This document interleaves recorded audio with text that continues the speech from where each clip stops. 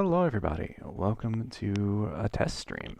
We are currently testing a good old-fashioned dual streaming here on YouTube as well as Twitch, and I figured I would play a game I have been dabbling with a little bit on my own, i.e. Vintage Story. The Vintage Story, for those of you who are not familiar, is a Minecraft-style game with a strong focus on like wilderness survival and like really sophisticated mechanics. So like you've got smithing, and when you do the smithing, you have to heat up your piece of work and then hammer it into shape. And you know, if you do pottery, you have to form your pottery pieces and then go and fire them in a kiln, like all this other cool stuff. So I'm going to be playing that for a little bit today while I test out some of the chat features. So make sure the chat's working, make sure the streams are looking good on both sides, just so I have something to review. We're going to start on this. I'm going to get a world set up for a little solo game. I'm going to set it to survival, which is kind of like the medium sort of normal. There is climate and seasons in this game, and it's pretty sophisticated. They have biomes, but it's based mostly on the different parameters of the land. So how well does it drain? What's the temperature like usually? That kind of stuff. So I'm going to turn random respawns to 0, so we respawn in the same place every time.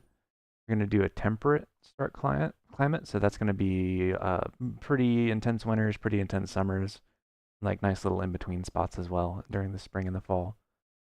We're going to do death punishment. I'm going to keep inventory contents just because it's only me. Oh no, screw it. We're going to do drop just because it'll add a little bit of spice. Timer for items dropped on death. We'll set it to like an hour. That way we have more time to recover stuff. Seasons are enabled. Infinite player lives. You can do like Iron Man runs where you only get like 1 life, or you can set it up to like 20, which is pretty cool. Lung capacity, pretty standard. I've bumped the days per month down a little bit, where it's only 5 real life hours of play per month. I don't know how much I'm gonna play this. And then True Winters. Actually, I should probably leave that up a little bit because otherwise I'm not gonna have enough time playing on my own to get ready for winter, which could be a bit of a problem. So we'll do that just in case. True winters are enabled, so this is like cold temperatures that damage crops, reduce animal spawns, stuff like that. We've got block gravity, which block gravity involves like sand, gravel, and dirt with sideways instability, so it'll like fall over on you if you're not careful. We'll leave cave-ins disabled since those are a little bit complicated. Body temperature hardiness, that's fine. Creature hostilities, fine. I think all these other settings are pretty okay. Food spoilage, it's standard. Sapling growth time is like normal. Durability, standard. Micro block chiseling, this is really cool. So micro block chiseling allows you to actually like carve into chunks of work. You can go in there and decorate them and make them really cool and even add extra materials to them. So you can make like custom signs. Stuff like that. You can do sculptures. I've made like little stools and things on some of the multiplayer games I've been a part of. Those are really cool. We'll do a coordinate overlay just for funsies. World map. I'm gonna leave off color accurate world map because I actually like the style of how they do their maps. You'll see here in a little bit. Lore content, which sort of gives you a little bit of info on the lore. It's a really neat sort of like dark steampunk kind of situation, post-apocalyptic. It's really neat. Clutter obtainable, I don't know what that is. We'll just leave that for now. Temporal storms, we'll get back to that later. I'm just gonna leave all those as default. Realistic climate distribution, if you go further north or south, you can reach hotter and colder bands along everything, which is pretty cool. Land cover, let's say like 80%, just for funsies. How much ocean will be between pieces of land? Yeah. Say 75. I'm not sure what those do, but we'll find out. Upheaval rate, geologic upheaval, large scale hilly terrain, geologic activity, all this other like cool stuff, snow and ice, etc. And deposits, copper deposits. Then the multiplayer stuff we don't need since we're only playing solo. So, bingo. Now I'm going to call this Shadowy Hermit Tales.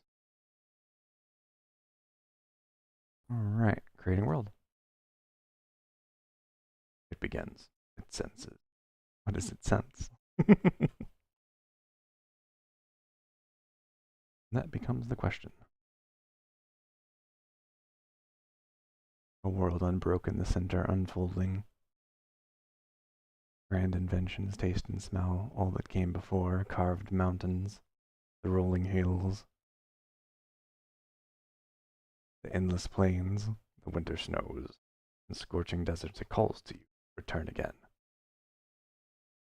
Alright, we're gonna get a character together here. So your characters are these little folks, and they're really cute and cool. I like them. We're gonna do a stick bun. We're gonna do a little grin. No mustache, no beard. A little bit of like, let's see, like a dark bluish, like hair like that. And your voices are different. Sounds like this, which is very cute.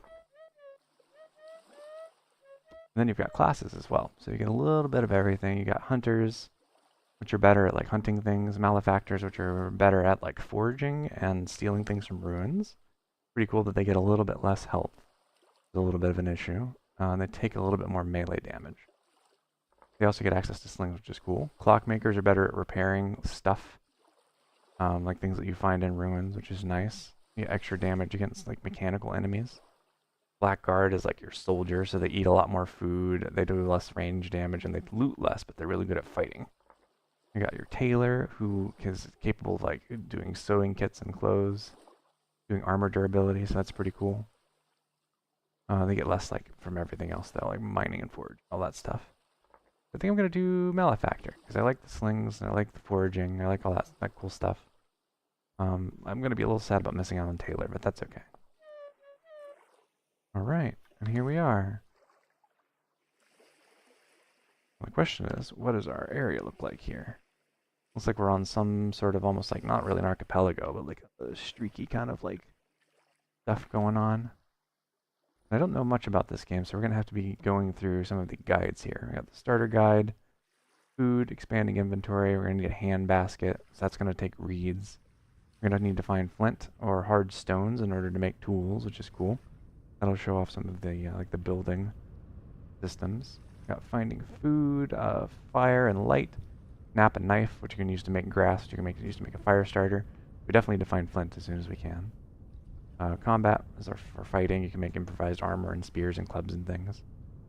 Shelter, so we got packed dirt, cobblestone from ruins, cob, which is pretty cool. You can make cob, which is not really common.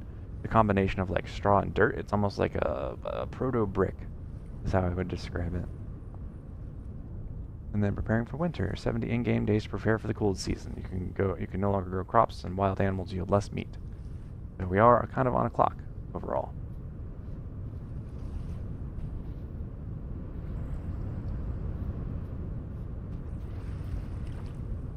What I want to find is some flint. So this is about going to be like where we spawn each time. I'm just kind of looking around. Looks like we've got like coast and ocean over here. Yeah, big old coast and ocean. And then sort of like a more of a mountainous area over there towards the north. And then like towards the south, it looks a little bit more like rolling. Kind of goes down like so. I think we can try and make something out of like this and see how we do. We'll make our way over there.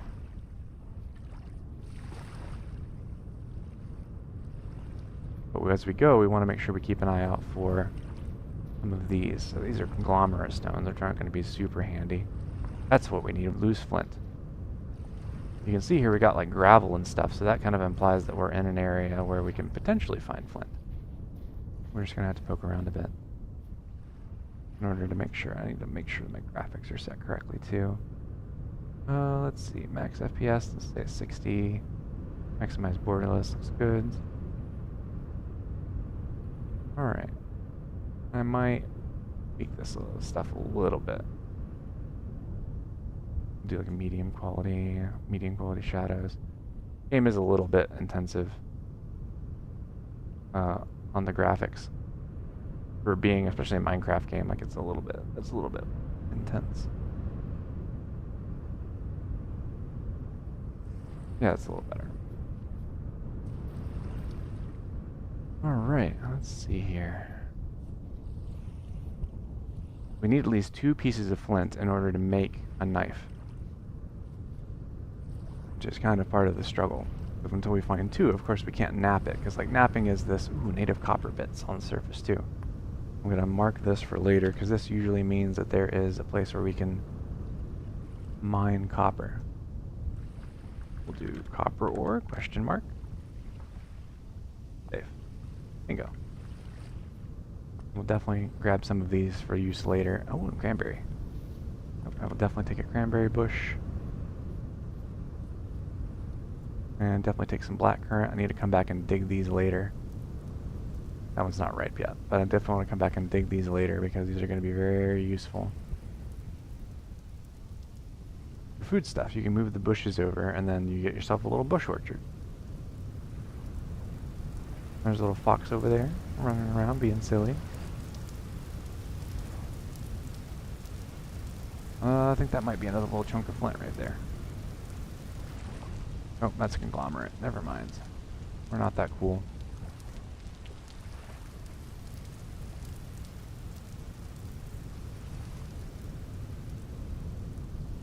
A little bit of native copper again. It could be cool to do like a little cave house. That could be neat. Like built onto the side of the mountain.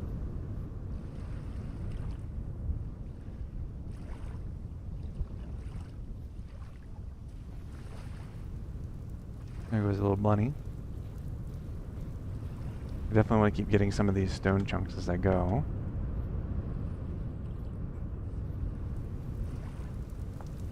Because we're going to use those later on as ammunition for the sling.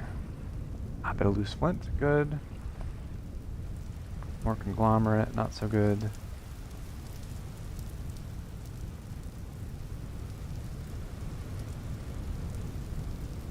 I need a little bit more loose flint. That's what I need most right now. That's fine. Let's see. We're going to clear out some space here and then get some napping done. Got some woad, if you like your blue dyes. Oh, that's some of that collapsing I was talking about earlier. Alright, so let's see. We've got flint here. And if we place this here, we can figure out what we want to nap. So we can do flint arrowheads, axe heads. Hello, Rose. I'm around, but I must lurk. That's perfectly fine. This is just like a little knocking around stream to test the dual streaming. I appreciate you chatting so I can see if it works. Let's see. Gonna do a knife blade. Need a knife. You end up with a little piece like this, and then if you hit your button for your character to set, you can see it gives a little outline. You can work on chopping off stuff, and you only need to chop out the outline. So if I just go like here, I use my other piece of flint, and I'm just gonna knock away chunks. I might be a little too far forward. There we go. Gonna knock out chunks of flint. Look at that. And you want to be careful because if you mess it up, you ruin your piece. There you go. Got a flint knife blade.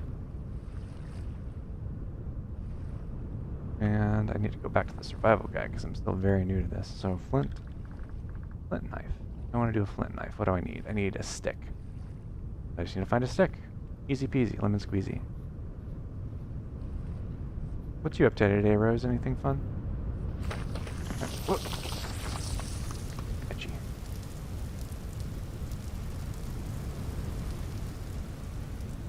Oh, this is going to be tricky.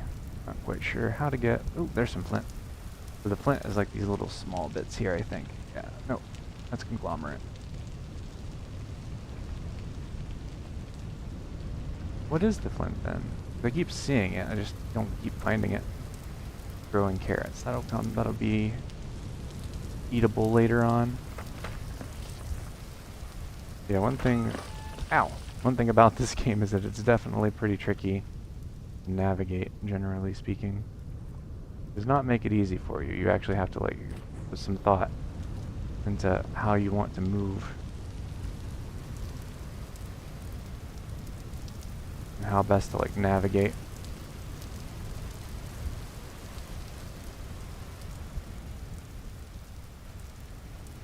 Alright. It's working out pretty well.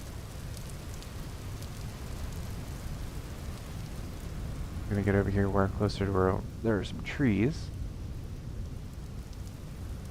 And then hopefully we'll be able to find some sticks, because, you know, sticks come from trees. Makes sense to me, it makes sense to you.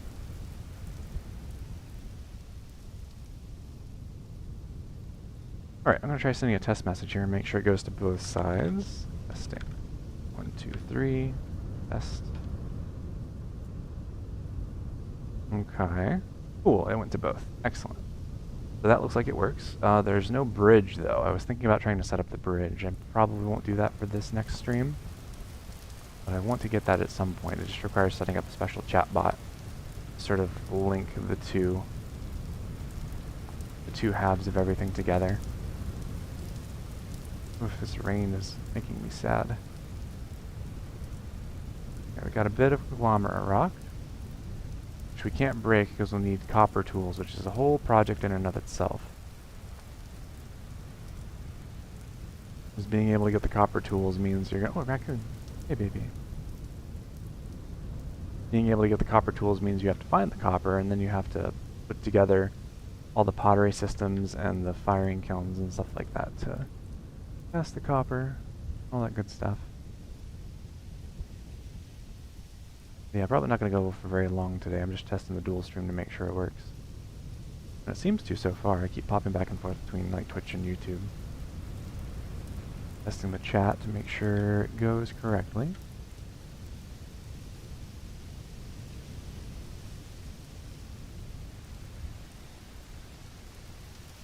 Alright, so now we're finally up into the forest here. Hello, Steph. How you doing? It does seem to be working on Twitch side for sure. I haven't had anyone try and send from the YouTube side yet. But I did send a message over there and I checked, because there's a means with the chat box to send to both. Oh dear. Oh no. Oh. Oh no. I fell into a bush and now I'm stuck. The horror. Let's see. I can't really cut my way out because I don't... Well, I got sticks now. How did I get the sticks? I guess I must have accidentally slashed a thing. Cool. So now I've got a knife, which should mean that I can maybe cut my way out of here. You know, I won't really be able to help on the YouTube side. Don't have a YouTube app. Yeah, that's fine. No worries at all. That's my really only, like, worry. And it's not even really a worry. Like, not having the unified chat, but that's not the point.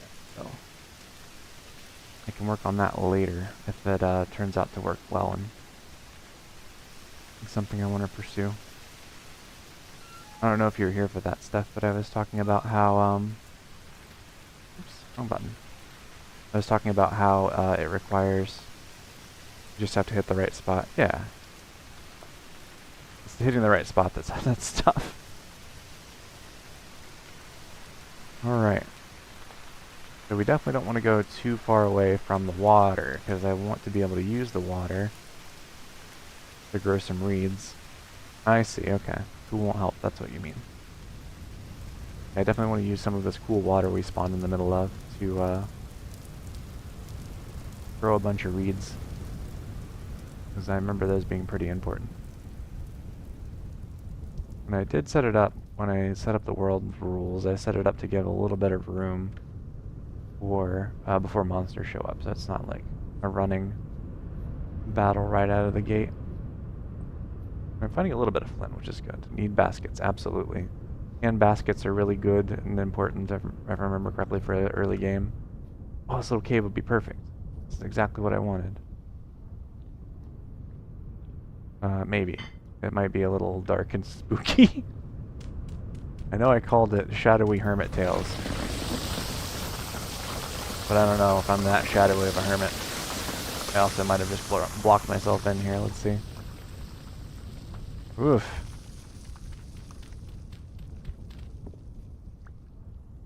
Yes, torches are good. Alright, so first things first, definitely baskets, because you have like no inventory space otherwise. You've literally got just your pockets, which is just the stuff you have on your bar. You have to expand your inventory by going and grabbing... Oh, excuse me, itching my back.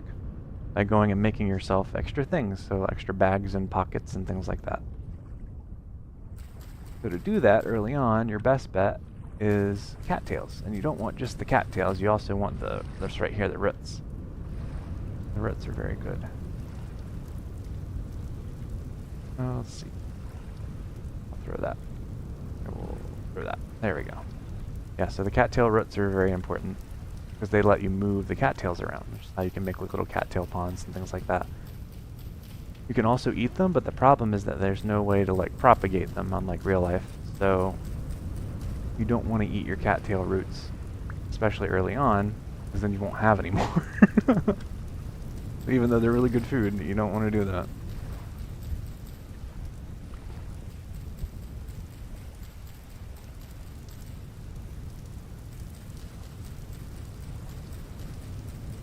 There we go.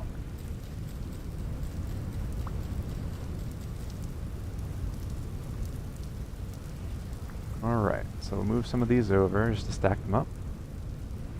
Eat water, Twinkie.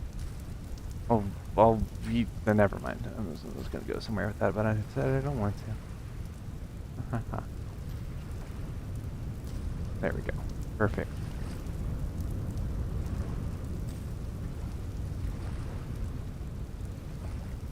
But yeah, you don't want it too deep because it can only go down to like 1 water, but like, yeah, it's pretty okay. It's fine.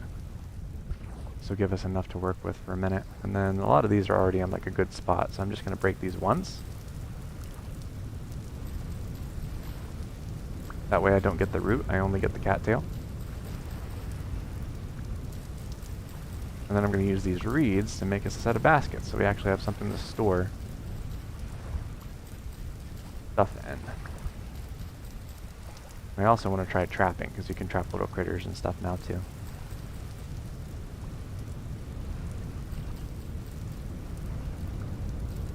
And there's a husbandry system as well, which is very cute. Because the way it starts, like all the animals are scared of you to start with, and then over time, as you get like more and more generations of them, they become increasingly tame. You actually have to like raise your animals well over a long period of time in order to have animals that aren't scared of you.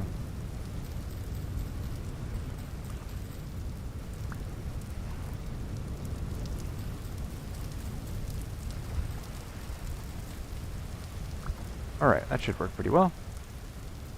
We're going to run back up here to our little cave in, / cave.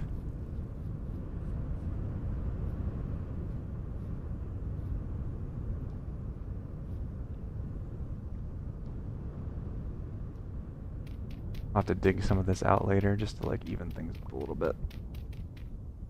But first things first, I want to make sure I make a basket. So, Bible guide. Wait, blocks and items, there we go, basket. We want hand baskets, so those are going to be 1, 2, 3, 4, 5, 6, 7, 8, 9, 10. Going to be 10 reeds per, so we can at least get 1 to start with. There you go. Then you take a little hand basket, and you use that as your storage, and it gives you 3 slots. And then you can also make ground storage baskets that you can put on the ground, which is pretty cool. Go, let's do basket again. This will be a reed basket. So for the reed basket, it takes a lot. You need 3 times, what is that, 8? 24? We'll have to go grab some more. Don't forget to mark surface copper on your map. I did. It's marked right there. Ding, ding, ding. Did it. I know how to play the game. Up here, or at least that part of it. I know how to use the map. Oh my goodness. Astounding. Little wonders never cease.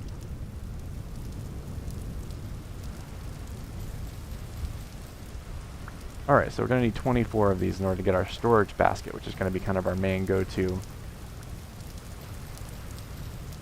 means of long-term storage, which some of this we're not going to need for a while, so we definitely want to have a little bit of long-term storage going. But this game literally starts you in the Stone Age and then like takes you all the way up to like making steel, but you have to like build the infrastructure. You have to forge things by hand. If you break a tool, there's no like just fixing it. You can't take 78 diamonds with you down into the mine and make picks on the go.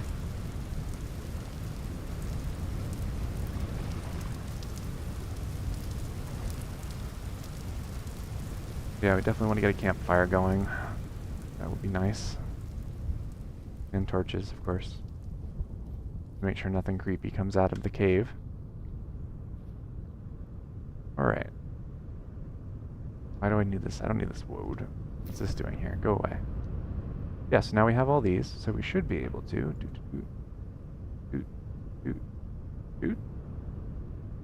Wait, I messed that up. Basket. Yeah, reed basket trap.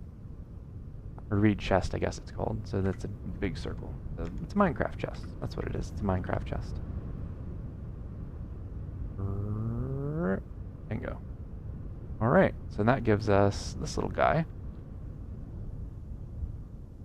which I can then use as basic storage. So we can put our copper in there. We can put some of our conglomerate stones in there. We can put hold on to the stick for the moment. The cattail roots are good. Into 1 wild rhizomes. Let's see if I can get a... Gotta be a hotkey for the survival handbook. Shift click, no transfer quickly. What? Shift click, no transfer quickly? Oh, to transfer quickly. I see. Okay, thank you. I'll mess around with that and see if I can figure out something. But yeah, there's a lot of cool stuff in this. There's you can do bread, which requires like milling, so you have to have like a quern and all this other stuff. Really cool. What was I making? I was making a fire. Campfire. You know what, let's just go through the guide. We've got a guide, we might as well use it. So finding food, shelter, preparing for winter, we went through that already as the starter. What we want is the progression guide. So Stone Age, craft stone tools through napping, make fire, forage for food, and build a shelter. Also see starter survival guide. Pottery Age, learn and master pottery. So find and dig up some clay, craft yourself clay vessels for storage, pots and bowls. Cooking and eating meals as well, as a crucible and tool molds to prepare for the Copper Age. So that's how you go and you make your copper stuff, is through casting, which is fairly historically accurate. You can't really forge copper, so you have to basically cast it and work from there. This is also a good time to start farming. The wood lamellar armor, all that good stuff. So right now we're just going to try and get fire. We're going to make fire, I think is the plan. The first tool, flint, hard stones, napping, and baskets. We got 1 of them. Find food, and then meal cooking.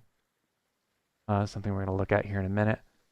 And nap a knife, gather grass, place the grass on the ground, and add 4 pieces of firewood and ignite it with a fire starter. So to get firewood is going to require an axe, which means we're going to have to nap an axe. But we also need a torch. If we don't have that, it's going to get really dark here in a minute. I'm not going to be able to see anything, and neither are any of you.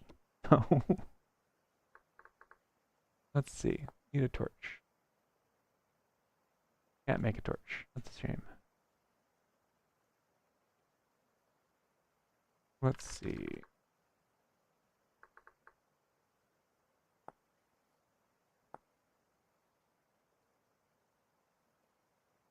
Torch extinguished. Okay, so 2 grass and a stick. Cool. I think I've got that. Yeah, I do. So I've got this. Tango. I got this. Tango. Okay, so that gives me a torch extinguished, but I also need a fire starter, which is going to be a problem. I don't think I can get a stick fast enough. I'm going to have to try. I also really probably should have marked my house before I left, but that's fine. We eat these berries as we go. Also, it might have been a mistake making the soil collapse, because oh my goodness. A rooster, whoa. There he goes, off like the devil. Alright. So I know if I break some of these, sometimes you get sticks. Yeah, there we go. And then a fire starter. Fire starter. There we go. Fire starter. So dry grass, 2 sticks. Damn. 2 sticks, huh? Stick. Reed? No, it's dry grass. Never mind. So we use our knife. That. Bingo. And we'll need more of that anyway to do our... get our fire going, so I'll cut a bit of that as we go.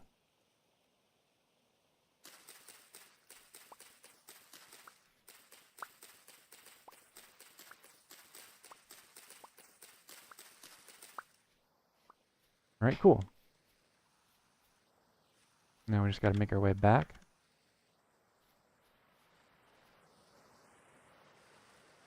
I could have sworn this game has music. Oh, I had it turned down. What a fool. What a fool I am. The music in this game is really cool. There we go. we'll do 30. See how that goes. I don't know why I had that turned off. That's very silly. I love the music in this game. Maybe it was going a little too regularly the other day or something. Grab some more cranberries as we go. Yeah, so the stuff that you pick up, it actually goes, once it's filled up your bar, it actually goes in physically into the baskets that you've got. So if the slots are inside of the slots are inside of, what am I trying to say here? The slots are inside of the thing that's in the bag slot.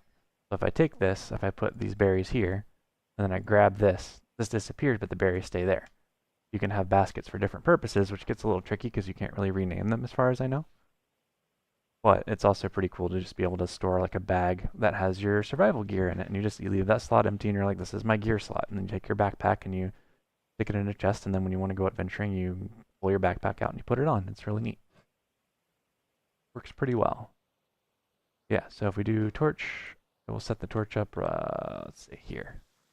And then we have to ignite it, so we'll take the fire starter.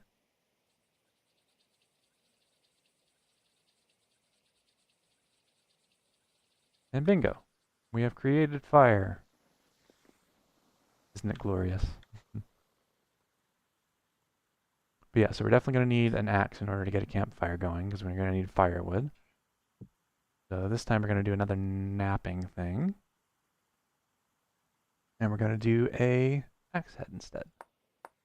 Same sort of deal as before, you only have to go along the near edge, because all you're trying to do is just cut out that shape with your flint.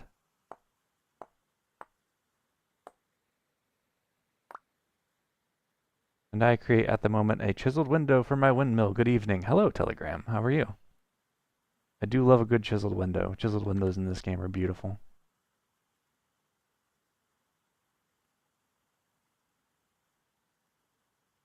Windmills are really cool too. Like the windmills in this game are amazing. I love the windmills. But yeah, so now we've got an axe. We can maybe survive a little longer. Best is with quartz glass. I was just making a quartz glass the other day. Last night actually on the multiplayer server I was messing on. It looks so cool. I love the way the frames work and everything. I haven't tried doing a chiseled glass frame though. I'm sure that looks gorgeous. All right. So it is dark, but there aren't any monsters for a few days. I've given myself a little bit of a lease on life. I'm just going to take my torch out into the wilderness and try and find myself some wood. So I can make a...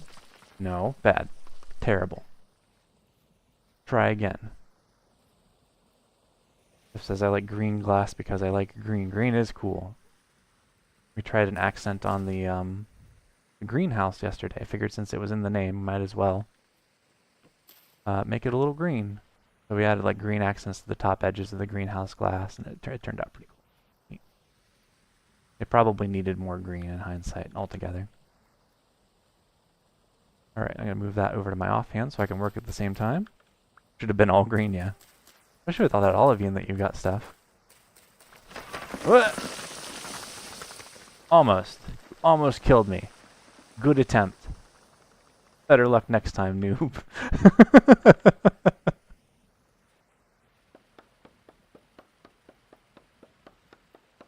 It's a round window with a round edge out of the wood. Amazing. That sounds gorgeous.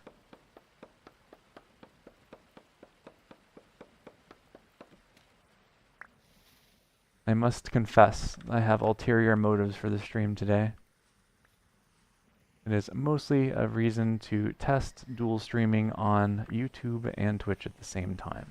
That's the main reason that I'm here. I like this game, but usually I'm doing different stuff. This one's really cool, and it's a really nice game, like both for multiplayer, but also for solo survival. That's actually tough. Like Minecraft, the challenge is building things, and this one, the challenge is not dying. Quartz glass with small pine wood intersections and maple wood at the edges. Oh my goodness. I bet maple with pine wood looks really, really cool. Are you using the shaved down logs, or are you using goodness, what am I saying here? Are you using the shaved down logs, or are you using the like the planks, or which type of maple and pine are you going with?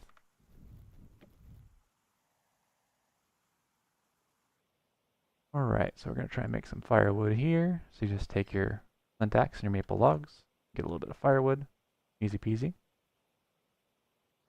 And make sure you replant your trees, which I will try to do later. Double check my survival guide. So, fire and light. We need grass on the ground, 4 pieces of firewood, and then ignite it with fire starter. I'll definitely dig a little of this out. Plank blocks at the moment. Ah, I see. Okay. Very cool. See what we can do here for a bit of grass. We're going to make a fire pit. Ink. Then we're going to take our wood. We go 1, 2, 3, 4. Easy. Then take your fire starter. The main reason I chisel at the moment at my windmill is because it's functional but looks unchiseled like a Minecraft windmill. Yeah, that's fair. The chiseling can really go a long way. Oop, that's getting a little loud. Try 15.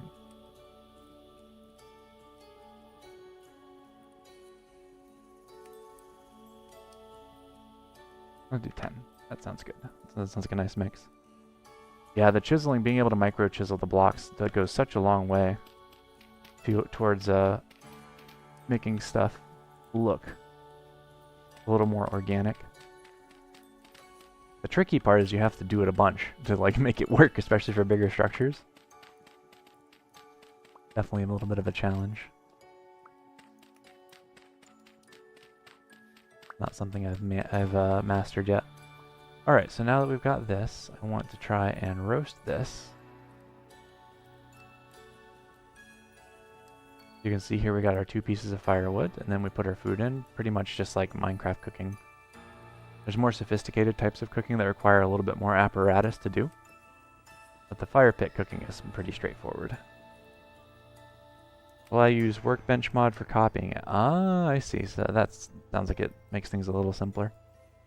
If I make a fence, I don't copy 100 parts by hand. Yeah, that would be intense. That would be very overwhelming. That's a big project in and of itself. Alright, cool. So now we got a fire pit. Makes me happy. I'll use this here for sort of our firewood storage.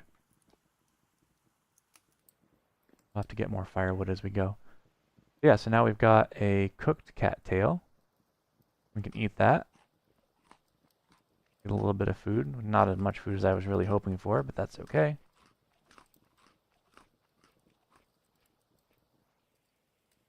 For example, I made 35 pieces of fence at my windmill.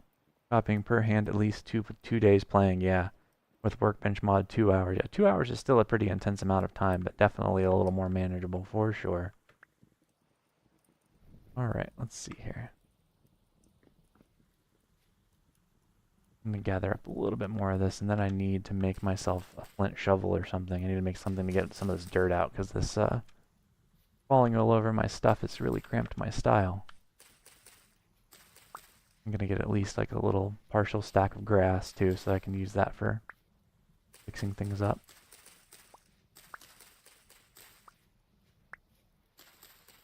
And tomorrow we definitely need to get food. It sounds like a good mod. The only one we have so far is instruments for goofing around. Yeah, for winter.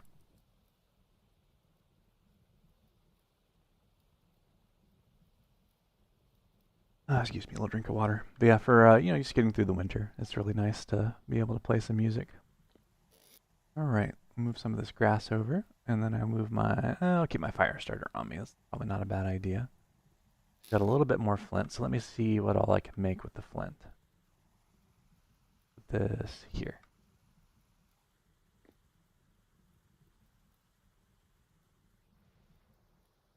Or is it a solid wall to lean at? Okay, so you need to like put it up against the wall? Wait, no, that's something else. I forgot I had that swapped out. There we go. Ink. Cool. It's kind of fair copying cost you chisel durability. Yeah, that sounds like a good trade-off. Like as long as it costs you the same amount of like chiseling 4 days before monsters appear. Oh my goodness. We got like a spear, shovel, knife, a hoe, an axe, and flint arrowheads. Cool. Yeah, let's go with... Got the axe already. I think I just need the shovel. That's all I need.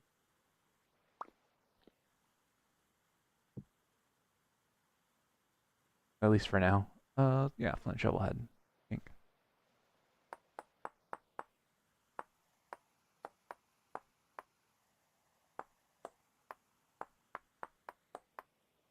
Easy. Piece of cake. Shovel.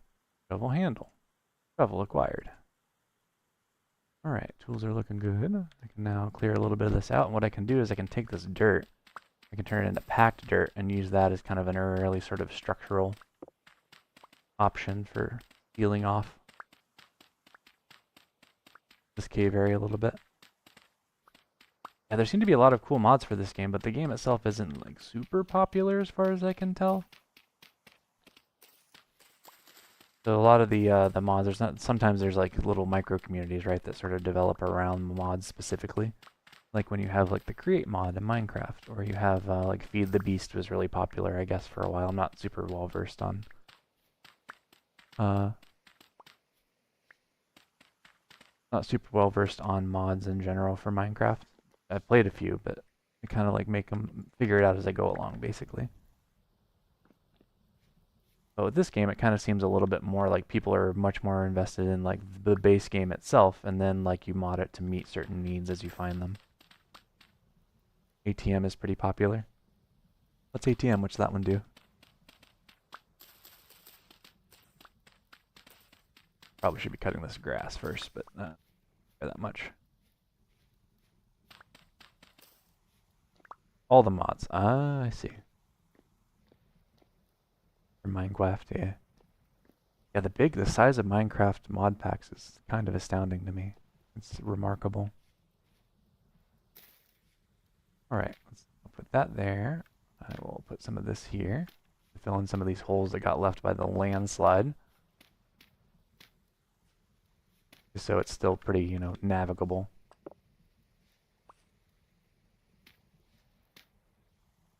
Yeah, that'll work. Cool.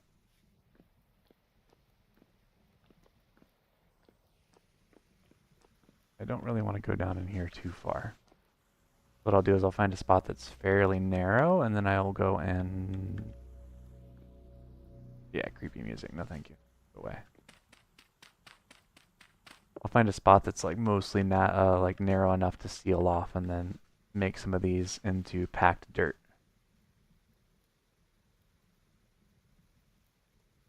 How that works? Low fertility soil? Let me see. Blocks and items. Packed dirt. Yeah, packed dirt. Oh, it's 6 near the bottom. Okay. It has to be specific.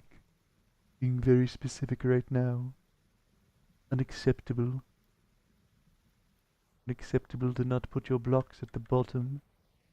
Has to be done precisely so. Let's see here. Dunk. Yeah, so the packed dirt is cool because it can be used as like rough building material, but I don't think it insulates as well as cob does. I'm not sure what the balance is there.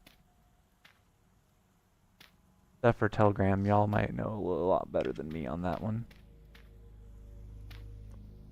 But for the time being, it will stay where it's put, which is better than I can say for most of the other loose dirt in this game. Which is fine. Because all I need to do is just seal off this hole temporarily. It doesn't need to be gritty.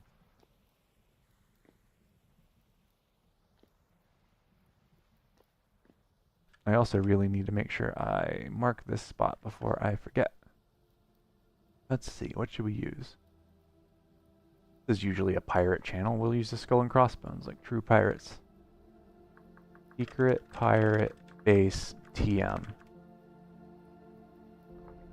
Save. Perfect. Easy. Piece of cake. Couldn't have done it better myself. Only need a short wall, really. Yeah, I know, but I like to seal it off. The downside is I do not have any calories. Means I'm gonna have to go out here and search in the dark. Giant dirt wall looks icky. You, yeah, well, you look icky. You. Aesthetics. Aesthetics are for people who are not currently existing in the Stone Age and struggling to figure out the game.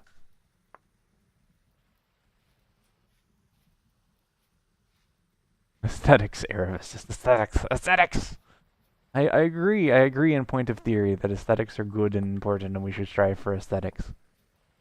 I would not be playing this game if I was not interested on some level of striving for aesthetics eventually. The Stone Age was very aesthetic. Yeah, it had all kinds of different shapes of rocks. If people had drip, sure. You got that cougar pelt drip. You got that rabbit pelt drip. You got that we made this stuff out of grass and dried it out and it sort of works as a hat drip.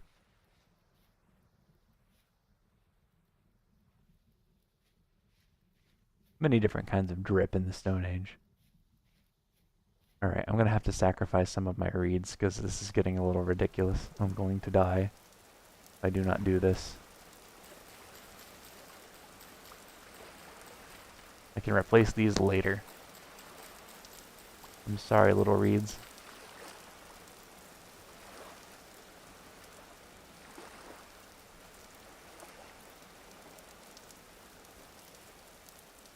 Alright, let's see here. Back to the secret pirate base. I don't know. I don't know what would count as drip in the Stone Age.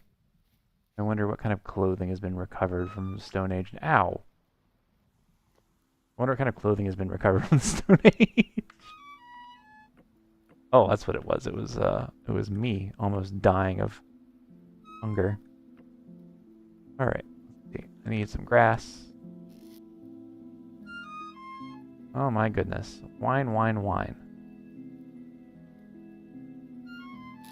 I know, I know. Alright, this should work. Wait, I can... Wait, no.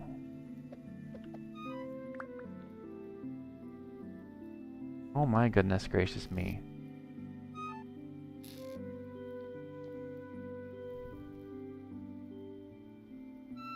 Bees light? Thank you. Alright. Get these roasted and then you can stop dying. Let's see, we got bog mummies that had some clothes, I think, but I think they were Copper Age. They got Copper Age fit though. A Copper Age fit. Now there's some drip.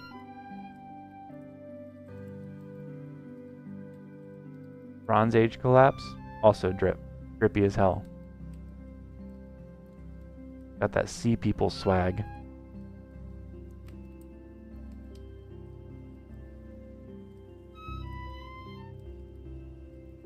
Got that Phoenician riz, if you know what I mean. The first pirates? Arguably. Some of the first, anyway. There's like a few different theories on the Bronze Age collapse. Like, I find it really fascinating. Put some of that in there. There we go. I find it pretty fascinating just because there's not really a prevailing, like, solved theory for what caused the Bronze Age collapse. A lot of people think it was the Red Sea pirates being pirates destabilizing trade, which in turn like destabilized a bunch of like the monarchies and governments and stuff like that that were around at the time. But there's not really any evidence of that because not a lot of people wrote a bunch of stuff down, and also especially when like stuff went and collapsed, there was an overwhelming tendency for people to stop writing things down. Oh, there's more copper here. Finding all kinds of copper. Damn.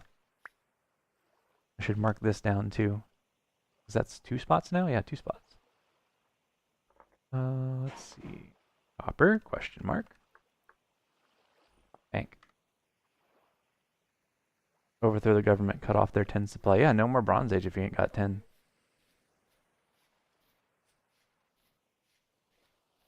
No tin, no bronze. Those are the rules. What's that guy's name?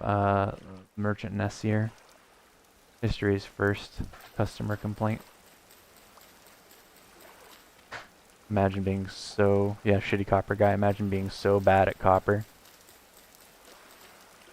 that your infamy as a terrible copper salesman survives through the ages. Like pre-Yelp.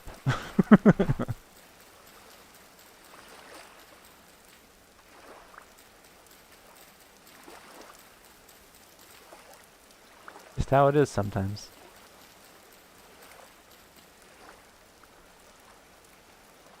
Like the one thing I aspire not to do in Vintage Story is to be so terrible at the game that my copper merchantry is Mac-talked. If I can avoid that fate, I will have accomplished at least part of my goal. Alright, so we gotta figure out how to do food better. Because this whole hand-to-mouth stuff is not gonna fly. Need to find berry bushes, need to move those closer. That will be a good job, or a good approach in the right direction, but that's going to be a long-term problem, or a long-term solution to a short-term problem.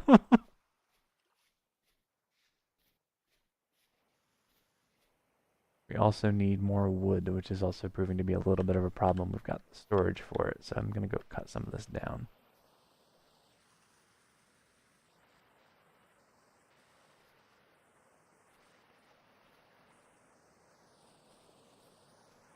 Chop down some trees, get a little bit of lumber. The worst ancient copper merchant we have ever heard of. Yeah, definitionally.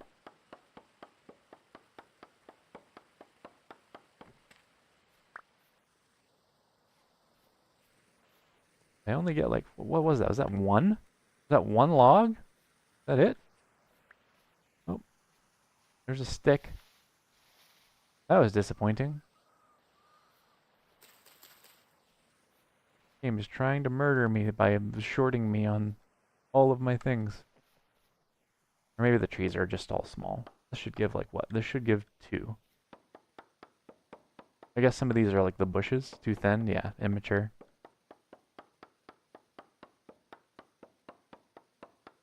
Yeah, that is something else in this game. Like everything takes forever. Things take forever to grow. Which is cool. How it should be, frankly. I don't want to cut too many of these small ones. I would like to get bigger ones, but right now I'm just trying not to starve. Once I'm no longer starving,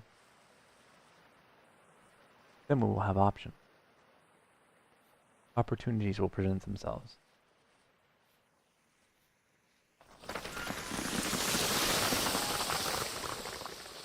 Nice try, Hill. Berries and meat, yeah. Meat and berries, berries and meat. There are some berries over there. I need to go over there and look. But first I need to get like not dying, which means I need to cook up some more of these cattails. Alright, let's see. We've got what? 3? Yeah, 3. Bonk, bonk. Gives me 12. Just give me enough for cook a little bit, I hope. Let's do 6 of these so far. That'll work. And then we'll stick these in there. Hopefully that will last long enough. We'll rest for a bit.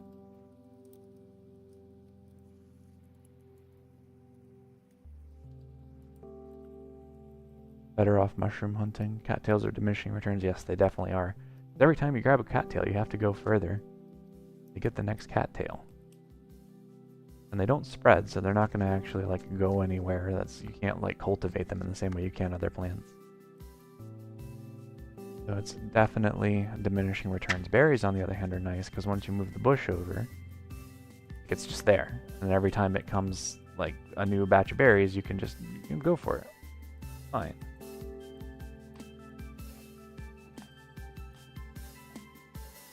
Yeah, amount of time and effort it takes to cook cattails, might as well not. Yeah, if I wasn't nearly starving to death, I wouldn't have been bothering. Even then, I probably would have been better served going to the berry area. The berry, if you will. Go get berries even if you're starving, yeah.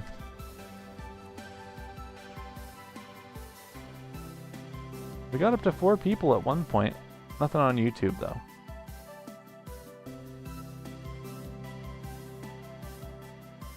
Only Twitch. Also, the number of people actually playing Vintage Story on Twitch is incredibly low. I was looking at that earlier today, and like it's Monday. It's Monday in the afternoon. It's not exactly prime streaming time. But also, it was like 60-something people total for viewers. Oh my goodness. I think half of them were doing the same thing I was, which is just like testing OBS and using Vintage Story to test OBS. YouTube is awful for discovery. Yeah, it's all awful for discovery, as near as I can tell. Worse than Twitch. That's a low bar to shuffle under. Alright, looks like our wood is out. I'm gonna add a few more pieces here.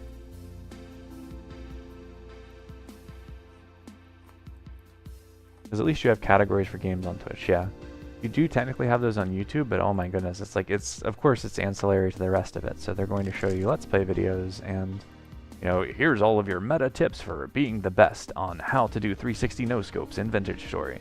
That sort of stuff. It's gonna like show up alongside all the live stuff. Specific games. You can do specific games. I thought you could. I was looking at it the other day and there were a couple categories for specific games. I might be wrong there though. I don't know. I might have misunderstood what the interface was trying to tell me.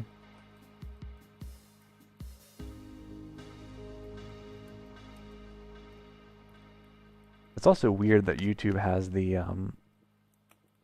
dimorphism between the mobile and the browser-based versions of their stuff. Not just in terms of like the way that the interfaces work, but also in like the features. You can queue stuff all day long on your browser page for YouTube. But that's apparently a premium-only feature with the app, so go figure.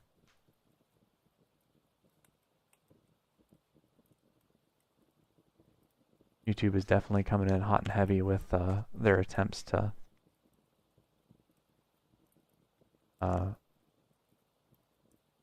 sort of like split the market between like mobile and browser, provide different experiences and different price points. Just kind of an indirect, probably an indirect result of app stores being what they are as well. Also, YouTube being owned by Google, I'm sure doesn't help.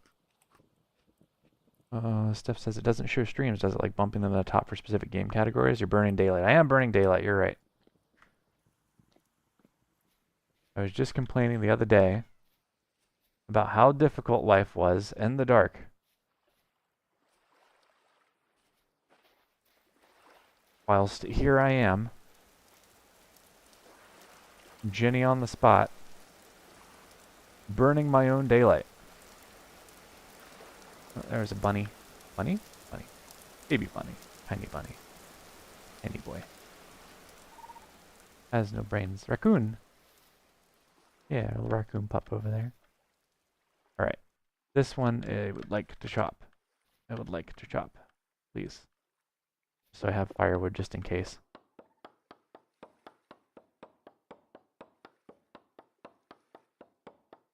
This might take a while. Might take longer. And honestly. It should be fine. This will give me enough firewood to last me for a while. I can actually have a stockpile going.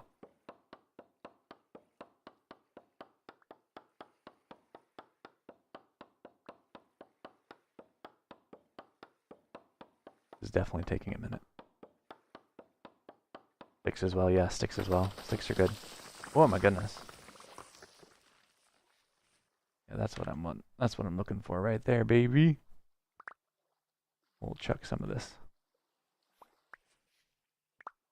Yeah, it's a couple stacks, which is gonna translate to like a good pile of firewood, at least for a while. Alright, make sure I get all the sticks. Good, good. Make sure I pick up all the wood. Also good, good. Happy, happy girl. Alright. Ah! Alright, so now we got the firewood situation sorted for a bit, and the stick situation sorted for a bit. We need to find some berry bushes. I wish I'd marked those ones I found earlier. I know there are some down this way that I saw before. So we'll just go along the coast here. We'll collect any sort of bushes that we find. We'll bother the raccoon. Hello, raccoon.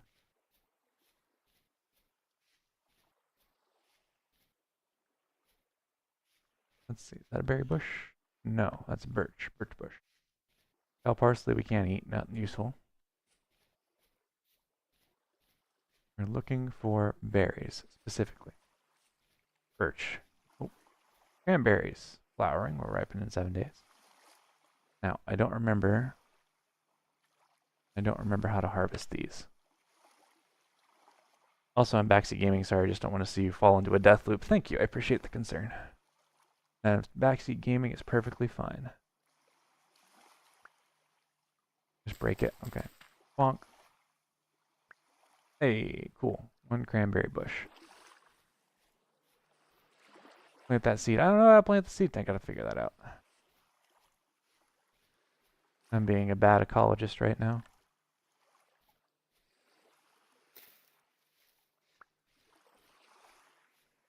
I think I need a hoe to plant the seed. I can't just like plant it here. Yeah, I can't just plant it. It's not going. Let's see. I'll toss this dirt. No, I said toss the dirt. Go away, dirt. Thank you. I'll toss the dirt. I'll grab the bush. Shift right click? Shift right click. Oh, that's right. I keep forgetting that I swapped my stuff. It's control right click for me, not shift right click. Yeah, this will be a little more sustainable. We'll be ecologically minded.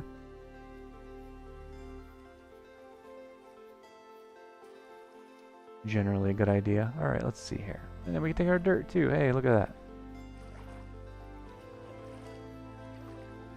Alright, so sound levels are looking okay. You should still be able to hear me over the top according to OBS. Does that mix sound okay?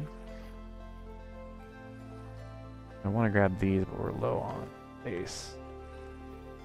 What I need to do is cut some more of these and make myself another hand basket. I keep putting that off, and it's going to bite me in the butt. If I can get up to 24 of these, then I will be able to have like 3 new storage slots. Music is nice volume. Good music. It is. It is good music.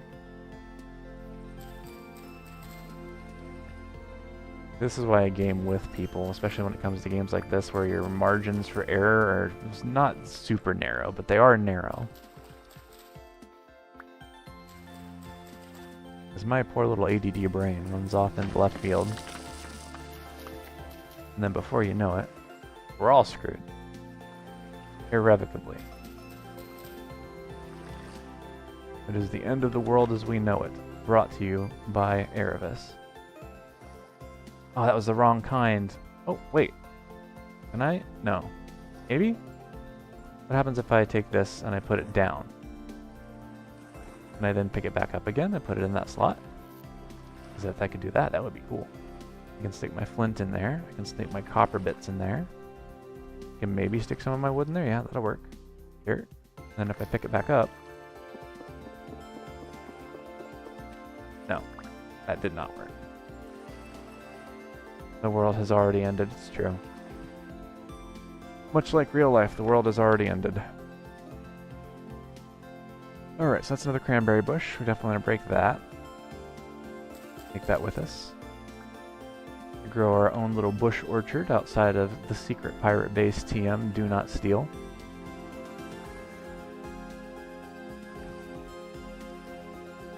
Unfortunately, all these berry bushes are ones that I have munched on the way in, so... I am going to have limited access to new berries.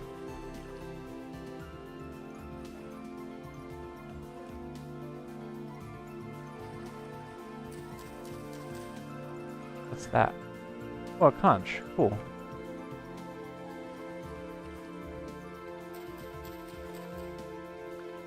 Alright. That's my next question, I guess, is how many go into a hand basket?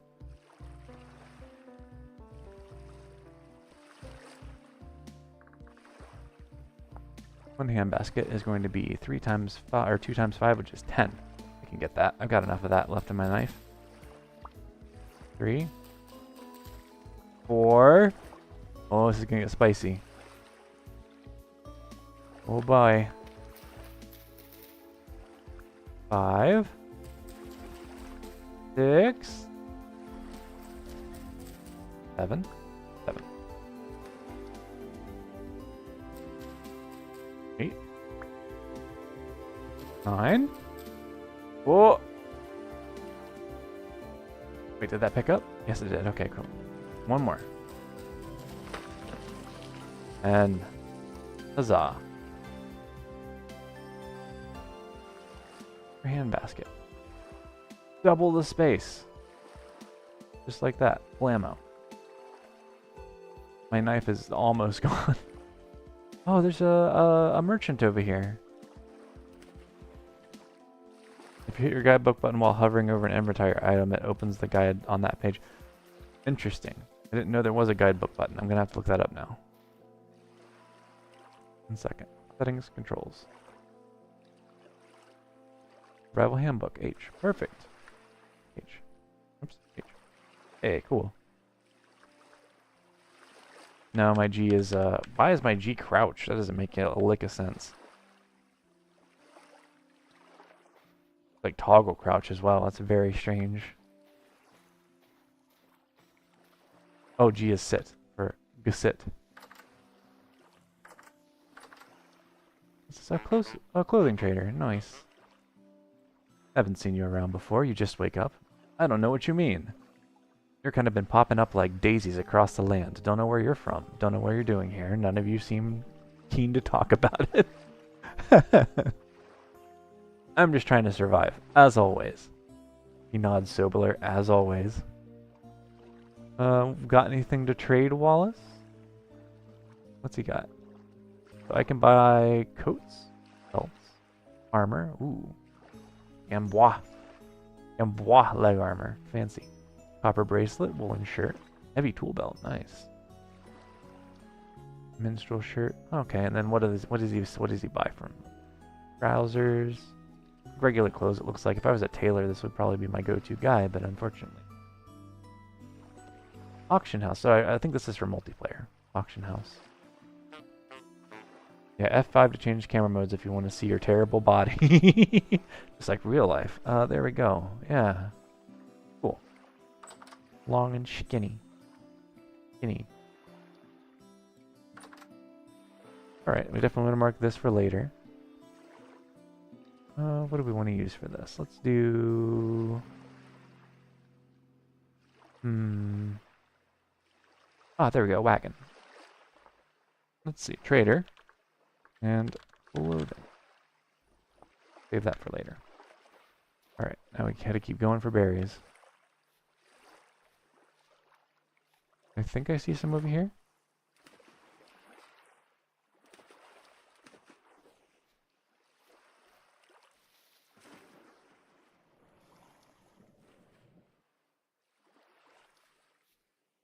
Gotta keep my fingers crossed. Come on, baby. Don't let me down. Don't let me down, boo. Oh, that's birch leaves. That's incorrect. Ah, there we go. Another berry bush. Cranberries. Perfect. And it's ripe, which is excellent for me because I'm about to die again. But yeah, even like this 5 berries gives me almost as much as the cattails did and doesn't require any fuel to cook. So I will gladly grab that and then start moving these over. Another cranberry bush. Always. Another cranberry bush. Oh my goodness. I guess I found the mother lode.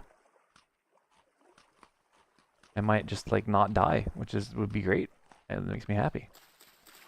A step in the right direction, as it were, in this solo survival saga. Let's see. Are any of these cranberry bushes? No. Okay. Couple more. Gotta figure out if these need to be spaced. I'm pretty sure they can be planted like side by side, but I'll have to check just to make sure. Mushroom hunting? Yeah, mushroom hunting sounds cool. I don't think this is the right terrain for mushroom hunting. It doesn't look like mushroom territory. I would expect like something a little bit more, less grasslandish. Conglomerate stone. Mushroom propagation is really unique. How so? How does that work? Red currant.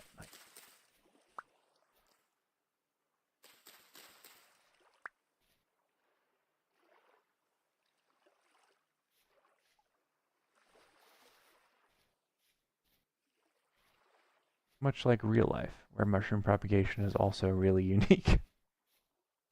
Let's see. Birch leaves, cow parsley. Pretty sure we got cow parsley in the backyard. I know there's horsetails. We definitely have horsetail weed in the backyard. Alright, some more red currant. These are flowering, so I'm just going to take these along. And if I remember correctly, I think the currants can be stacked too high. I'll have to double check. But I'm pretty sure those can be stacked too high. The regular berry bushes are like a single high only.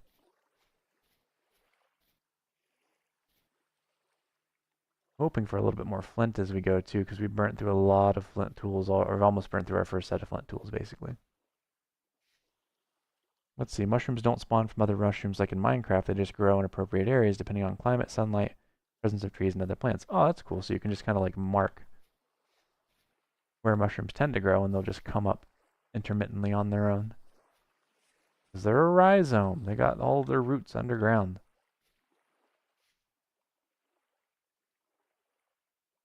So it's just a big old chunk.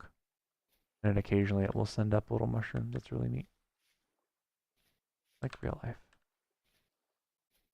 If I understand correctly, you can harvest all the mushrooms in an area and they just grow there again. Yeah, that's basically how it works in the real world. Like back when I was living in North Idaho. Get 2 out of 10, do not recommend. I was up in the northern part of the state where they have this type of mushroom called a morel, which as far as I know, no one figured out how to... No, bad. Nice try though. These landslides are gonna murder the hell out of me one of these days. Yeah, I think so. This game's so real. 2 is generous. Yeah, fair enough. 2 is a little generous. Yeah, 2 out of 10. They have these mushrooms called morels, though, and the morels are really good and tasty. And as far as I know, they weren't the sort of thing that you could commercially grow anywhere, so you had to go out and pick them. It's kind of a little cottage industry. People would pick them, and they would dry them, and they would sell them for a pretty good profit, too, especially if you could figure out where to get them. And they were like that every season. If you found a spot where the morels would grow easily, then you could just go back there every season and have a chance of finding them. Of course, there were like other environmental factors as well. So it wasn't all just, fun and games. Like my understanding was that morels are somewhat affected by like fire. So if you have like an intense fire season, then a bunch of stuff gets like spread around. In terms of like ash and dry. No. Bad. In terms of ash and things like that, then what you end up with is like a really big booming morel season in that area. But it wouldn't be anywhere else. Ah! Rude. Hills are trying to kill me. I don't approve. They are not extended permission to do so. Alright, let's take a look here. I'm going to try and go north and kind of swing along here and get back to Secret Pirate Base this way. I'm in from the north.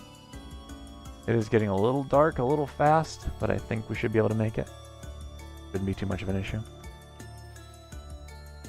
I hope that other person's windmill is going well. Sounded really cool. I wish I could see pictures of it. I love seeing what people do with the micro chiseling in this game. Let's see. Oh, there's a pig down there. Telgrom, yes, thank you. I need to go up and look up and see their name again. It was Telgrom, not Telgram. They kept saying Telgram, I think, which was incorrect. I apologize, Telgrom. I need to look and see if this chat box that I'm using for the multi-stream has a means by which I can go in. What the heck? That's very strange. It has a means by which to like increase the font size because it's a little small for my eyes, my eyeballs, my eye holes. Shout out to Telgrom's chisel skills. All my homies love the chisel skills. Keep up the good work, Telgrom, wherever you are.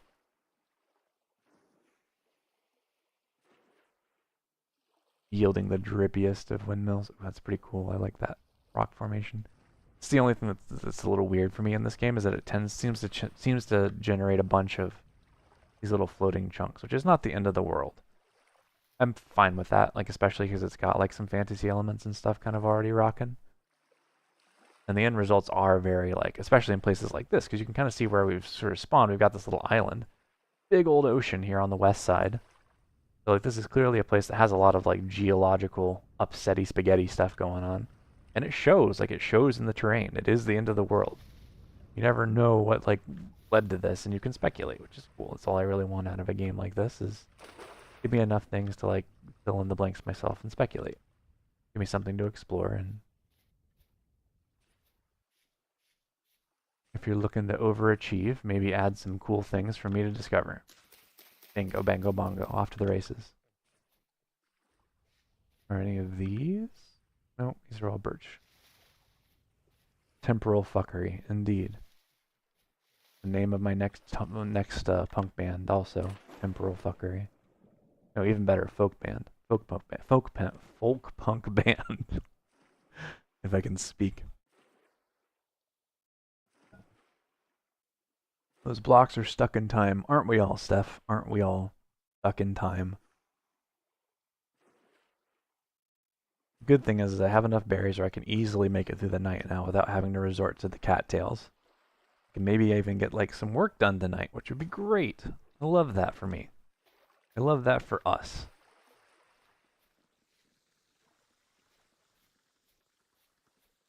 Wow, that's really cool. I heard that they're going to be adding ships to this game. If they're adding ships to this game, then I am making a Pirate Cove base in this game. I don't care. It's happening. It's going to happen. This game has some of the coolest coves. Like, look at that. That's awesome. It's deep. It's got floaty bits. It's got trees all around. Raft pirate. That is actually kind of my favorite flavor of pirate. I think I talked about this in some of the earlier streams. But pirates, generally speaking, they didn't commonly use like big sailing ships. Usually, especially early on in career, or even like in general, pirates would use these things called piraguas, which were a sailed raft, basically a sailed canoe. And that would be how you like go and take your first stuff. You usually fishing boats. Fishermen always getting the short end of the stick on this one. Yeah, you have your little sailed canoe. You strap like a little 3-pounder cannon, and or just like bring your muskets. Yeah, easy prey. You're in the water, you're probably not paying attention, you probably don't have the means to like do much with anything. That's really cool. I like the way that that flows down. I wish it flowed down into that pool. Ooh, that's creepy. No, thank you. Aha! Exactly what I was looking for. Another cranberry bush. Great success. And another one. Perfect.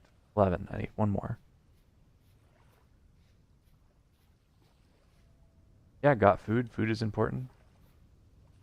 And on top of that, like, especially in the Caribbean, like you're talking about an economy that's set up, especially early on, like 1600s, mid 1600s up until like the late 1600s or early 1600s up until the late 1600s. A huge amount of like everything is just figuring out ways to like not die of starvation while living on a rock in the middle of the ocean.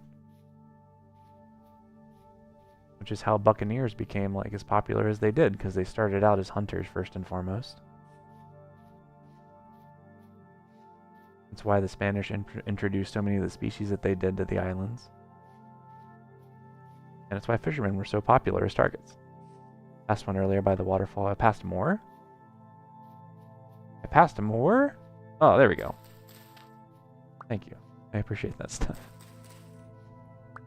I don't quite have the cranberry radar dialed in yet.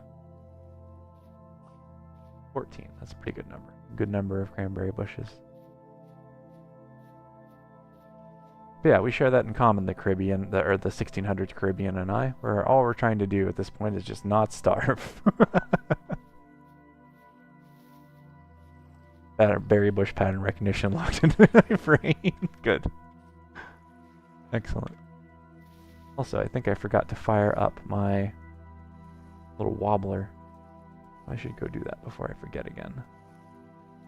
Let's see. Veto tube. Mango.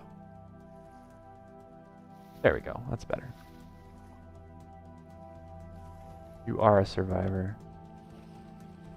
I respect your capacity to survive. I'm pretty sure that's our mountain. Yeah. Oh, how did I get a mini map? When did that show up? That's cool. A little annoying, but it's cool.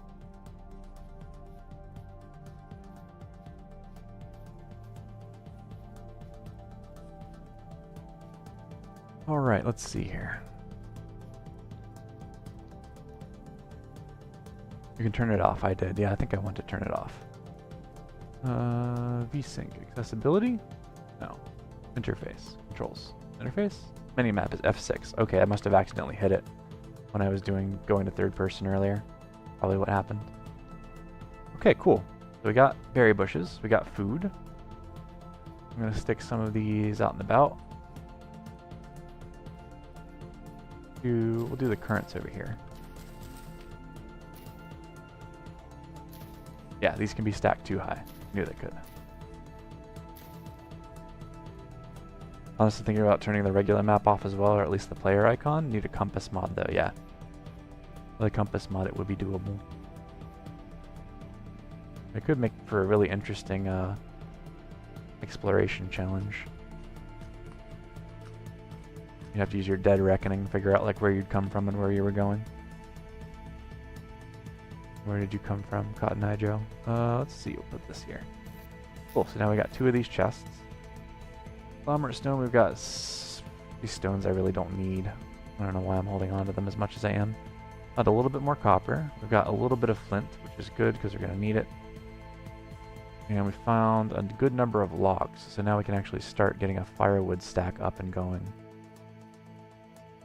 Well, that's probably going to wear out our axe by the time I finish that. Yeah. That's fine. I don't mind that. We can make another one. We can build her bigger, better, faster, stronger.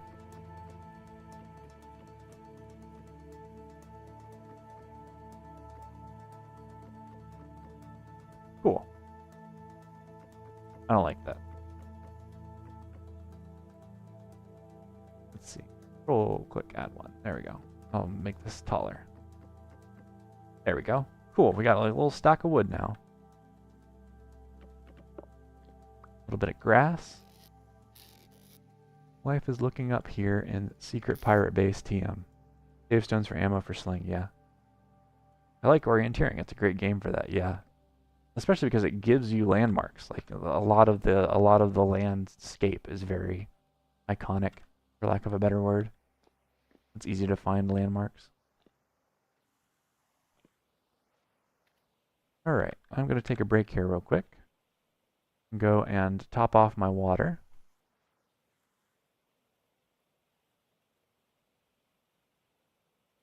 Shift click quick transfer, save your port wrist. Yeah, I know. You told me that. I'll have to double check that later. And try and make sure I do that again. Dive again to get front view. Yeah. No, doesn't work. Oh, there we go. Cool. Nice. F6. There we go. Alright. Oh, damn it. Alright, I will be right back. I will return shortly with more water and hopefully a little bit refreshed.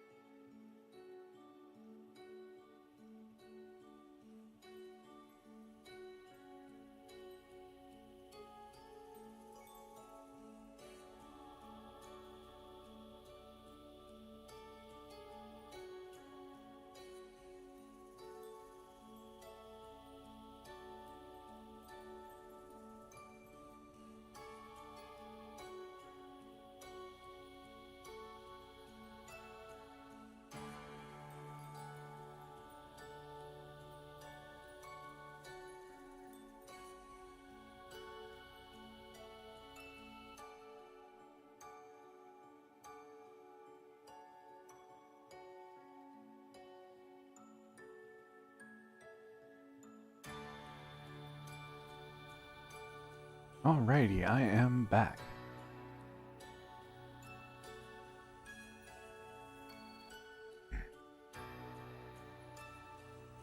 Alright. It says, yeah, nice. Spooky cave in the background. Wonder if the torch will burn out before you get back. It did not! I have not been left in the dark. I have, however, been left with this really cool view. Sky just outside my tiny little cave. Big dark world out there. Super spooky. This world is living up to its name so far. Yeah, so we've now got a bit of food. We've got some decisions to make. Because I could try and forage some crops and get some farming up. Probably should do something along those lines. I also need some means of like storing stuff, but if I don't have things growing, then it sort of like limits the utility of putting in the effort. Because then I'm just like, if I take the time to go and build a thing in the first place, right? Dig this down a little bit. I'm gonna use some of this dirt to get myself a little berry plantation going. Yeah, so if I go on my reasoning, correct me if I'm wrong here. Oh, hunger rate goes up with something in your offhand. That's not good. Alright, we'll just put this down over here then.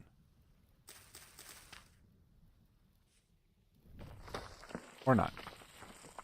There? Yeah, that'll work. But yeah, my reasoning is if I'm going to take the time to like start building a root cellar and like all this other stuff, that's going to take time. And if I burn that time on the front end, then that's going to be time taken away from growing berry bushes and plants and stuff like that. But I feel like the correct order of operations is to try and get a little bit of food stuff going first. And then start in on expanding secret pirate base TM Do Not Steal. With the root cellar and all the other things we're going to need to store things in the long term. Because that's something else that this game has that I have not really seen in any other games. Is the ability to store food in ways that sort of more closely mimic the way human beings have done it in real life. So, you know, putting things underground. Ooh, free loose flint. Yes, please. Putting things underground, you know, where they're not going to, like, be subjected to high heats as much, so that they'll last longer, which is good. It also means you have to build some specific infrastructure with very specific requirements. Alright, so that gives us a little bit of that. A little bit more grass to work with, or ground to work with. Let's see. Go out that way. About this. Yeah.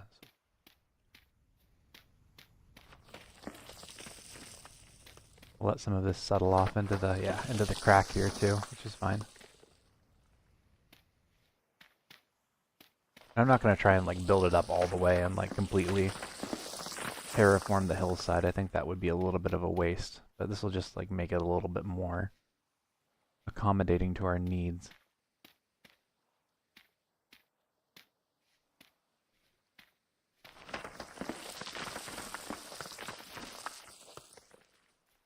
There we go. That will work.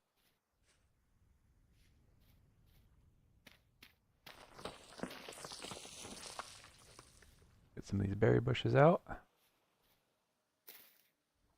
Really good.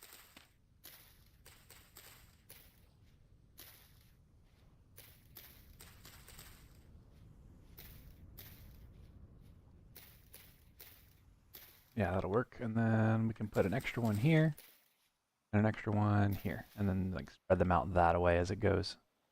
That way we can still walk through these and get around to the hilly side. Yeah, climate control, basically.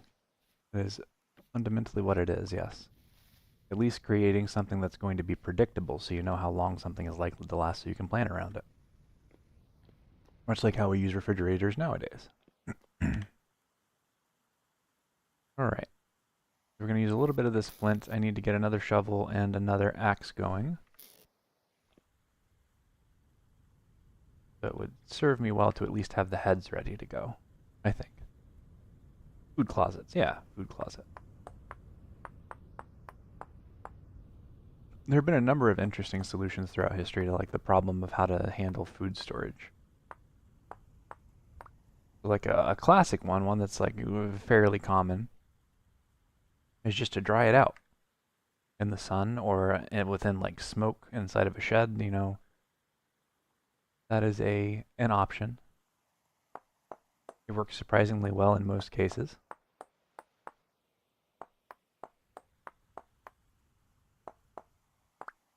Imported ice cubes, also an option. You can go and take something that's cold and like move it into your space. You can deny it access to oxygen. So there are certain fruits and vegetables in the Middle Eastern cultures, some Middle Eastern cultures, where they'll just go and they'll seal like a bunch of grapes or something like that. They'll go and they'll just stick it inside of a pottery casing.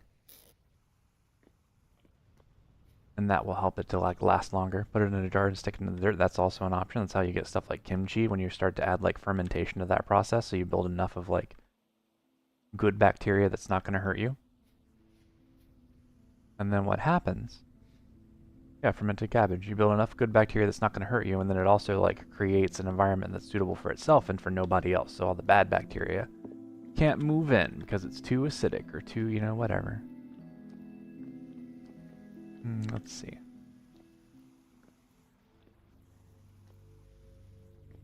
Yeah, you're right, Steph. It is ugly.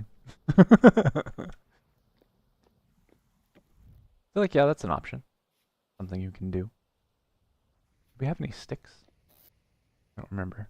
No. There's firewood here. I need to move that firewood over into a stack because that's like a more practical way to store it.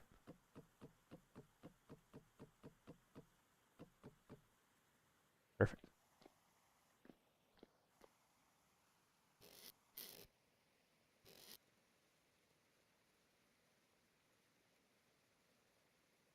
This will be interesting to mess around with. We need to keep an eye out for clay as we go exploring.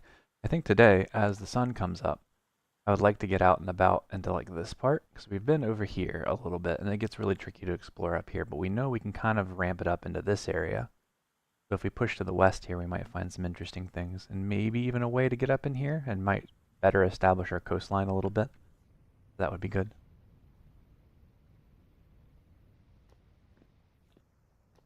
Yeah, like generally the most OP thing for food storage really is just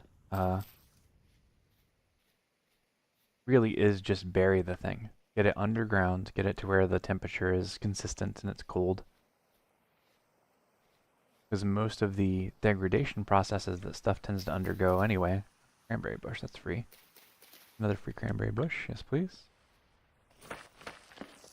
Birch leaves. I need a stick is the thing. Yeah, there we go, sticks. Protect from bears. Yeah, protect it from bears, but then also like it also protects it from all the processes that tend to rot things. It at least slows them down to the point where they're predictable, which is all you really need, right? That's the whole goal. And it doesn't take much, just like a little bit of a temperature differential goes a long way, especially with stuff like greens that are already fairly dry in the first place. And if you set them up correctly, then they're not going to sprout, because once they sprout, that's when you start to have issues, right? Your thing sprouts and then it becomes squishy and it dies. And raccoons. Good luck with that. Raccoons are just built different, my friends. Built different.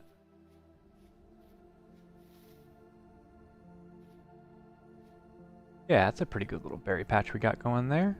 Not gonna, you know, win any awards, but it's a start. And now that we got some sunlight, we got some daylight to work with, we can break off the west and explore our surroundings a little more. Main objectives, I want to look out for clay, I want to collect more berry bushes as we go, and I want to try and forage for... Ow! Damn it. Try and forage for, what was I going to say? Sorry, I wasn't planning on streaming today, so I'm not quite on top of my game in terms of my usual spicy, well-planned rhetoric. As we know, all that's flawless. What was I saying? Yeah, food stuff. I want to try and find some wild... Ooh, field mushrooms. Oh. Oh. That'll work. I will roll with that. We'll go with green. Field mushrooms. Easy. Almost like I'm a natural. Mush, mush, mush, mush, yeah. Mush, mush, mush, mush. Need a knife for that, though. Green mushrooms. What would be really nice would be able to get, like, where we can cook things into other things. So I need to also, like, check my thing once we get a little bit of stuff together from this expedition. I need to try and figure out what our first stage for cooking is, but I'm pretty sure that it's going to require a cooking pot of some kind, which is going to need pottery, which means we're going to have to find clay. So we're probably going to be limited on that. Save mush, munch, berry. Yeah, that makes sense. Well, that seems like a sound plan to me, my friend. Let's see. Loose flint. Yes. Lots of loose flint. Yes, yes, yes. Definitely use more flint because we're already starting to run low on that. Because as you can see, like the flint tools, you burn through them very quickly.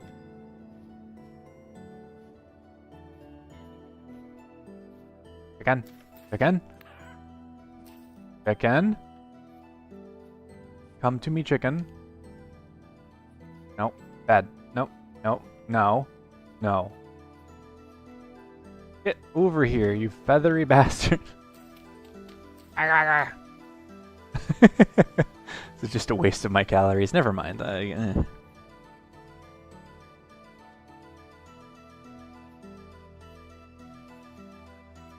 Alright, let's see. Birch leaves, nothing.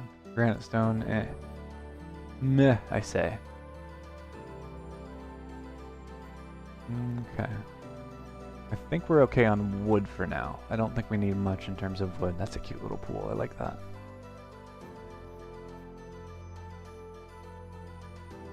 Need a spear to throw. Also maybe just at rabbits. Chicken's good to have around for long term. Yeah, that's fair. What I need to do is create some traps, because I know that you can make basket traps.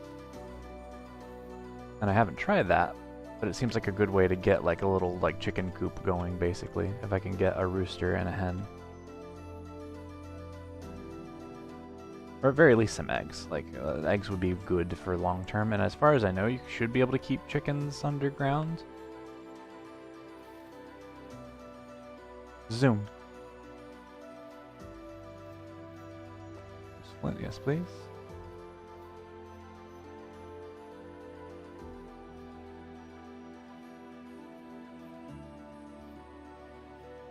Looks drier. Yeah, you can kind of see, like, one thing I love about this game is how you get the natural variations. Like, we're moving from a place where it's very green, very verdant, and then it sort of falls away here, and it's very, very dry down in that particular area. Like, the variation doesn't come from, like, artificial biomes like you have in Minecraft, where things are assigned particular statuses. It's either like a mushroom biome, or it's, you know, taiga forest, or like it's more of an organic result of like what the terrain and the rain shadows are, and like things like that behind the scenes that are sort of influencing how the biomes like are formed, but also how they flow together, more importantly. Which is really cool and very nice. I enjoy it. Very pretty. It creates this like a more verisimilitude overall, at least for me it does. Rainfall, temperature, and drainage, yeah, the big three. Much like the real world. No, bad. Much like the real world.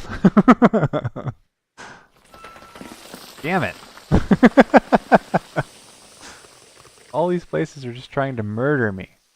And what did I ever do to you? Oh, that's cool looking. Really cool looking, actually. I like that.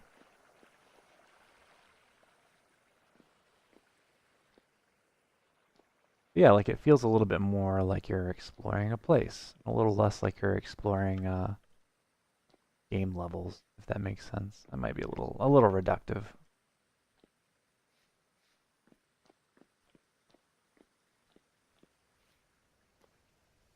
It reminds me, the feel of this game is a little bit more like you're taking a walk in the woods. I guess that's what I'm trying to get at, what I'm trying to say.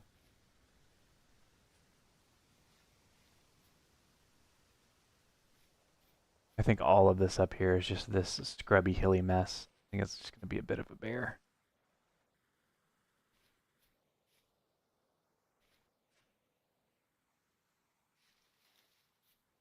Like, there's some cool stuff down here, too. Like some of these little holes and things. It just occurred to me right now that that could have very well just, like, dumped me down into that hole. Would have been bad. Free stick? Yes, please. Wait, did I not pick that up? There we go. Fine. Gonna need that later. This wild vine. Vine? No, it's larch. Cool. A little bit of larch. I have a rock in my hand as well. That is true. I do have a rock in my hand. I keep forgetting I have a rock in my hand. An unfortunate thing to forget. What's this? Granite rock. With cool shadows on it. Why does that not fall? I feel like that... This is a trap. Game is trying to murder me with dirt.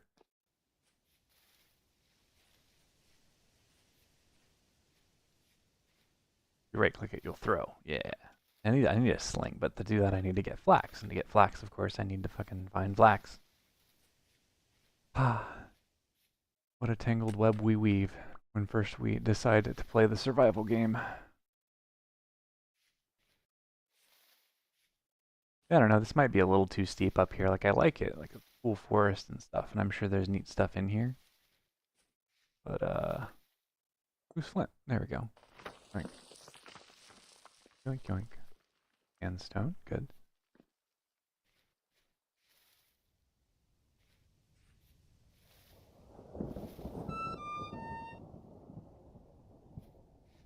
Thunder.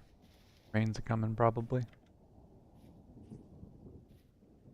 Geology in this game is great, too. Yeah, like, I've already been noticing, like, how they've got... You see some of the different, like, stuff. You've got your sedimentary rocks next to your metamorphic rocks. This is pretty cool. Your soils are on top of your rocks, which is pretty standard for these games. But you can see over here, you got rocks on top of your rocks. You've got stratification, baby. When's the last time you saw that in a Minecraft, like? You got rocks folding into rocks on top of other rocks. That's great. Conglomerate, granite. That makes sense because conglomerate is a bunch of like smaller rocks squished together. Sandstone, which would be like sort of like what would happen in like there, and then you know it's like it's between your granite and your sedimentaries. It's really cool. This little bay is nice. I like this little bay. This would be a cool spot. Should mark this. It needs a name. Pirate Bay. Perfect. No notes. Nothing to change. Minecraft technically has strata, but they're just very large and just like stone and tuft. Yeah. Which, like, fair. That's nothing wrong with that, I guess. Man, I want to build in this bay now. This looks really cool. Think how cute that would be, like a little fucking, like, little pirate town there on those rolling hills. That would be nice. I would enjoy that. Little island out there in the distance. Oh, it's like a whole little sea. It's like a little, yeah, that's nice. I like that. Cool. I wish our multiplayer game had more like oceans. Although I haven't been exploring very much in it, so maybe it does have oceans and I just haven't seen it yet. Yeah, I think tough sounds right. Oh my goodness. Oh my heavens.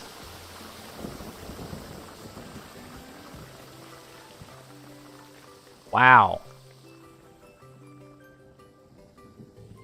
Trying to murder me over here. I gotta be really careful. Grab some of these sandstone stones as I go. Nature disturbed, yes. Nature's disturbing me. What are you talking about? I am disturbed by nature right now. Nature keeps trying to dump me off into holes. I'm not opposed to holes, generally speaking, but you know. Alright, that's a rift. I don't want to go near that, because I don't know how those work. Seems like a liability. Go in it. No! I don't wanna. Full of dangers. It's not fine, and I lose my things if I die. I don't want to do that.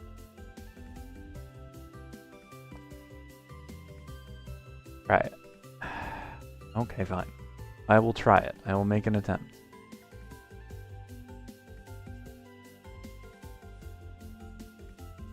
I will lick the giant red spot, ripping a hole in the fabric of reality.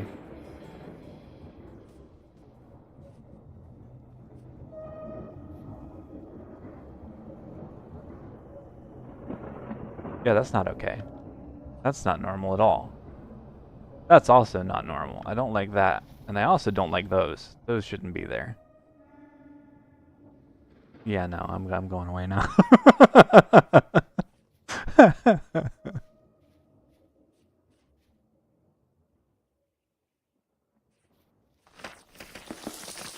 The other downside is I haven't found, yeah, totally safe, as opposed to like what I presume is a sanity meter steadily draining.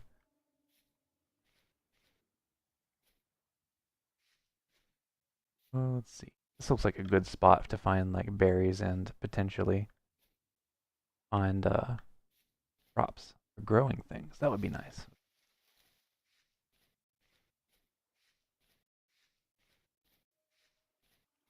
Just got to keep an eye out as we go. What's this? Horsetail. Horsetails are good. I think the horsetails are used for healing, if I remember correctly. We've got some loose flint here too.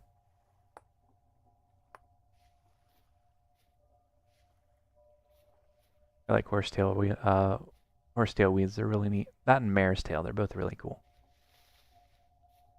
Is that a berry? Is that a berry bush? That looks like it might be a berry bush. Nope, that's just a birch. Hover mouse over it. The meter that is. Okay.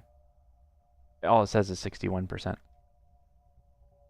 61% of my livelihood has been drained.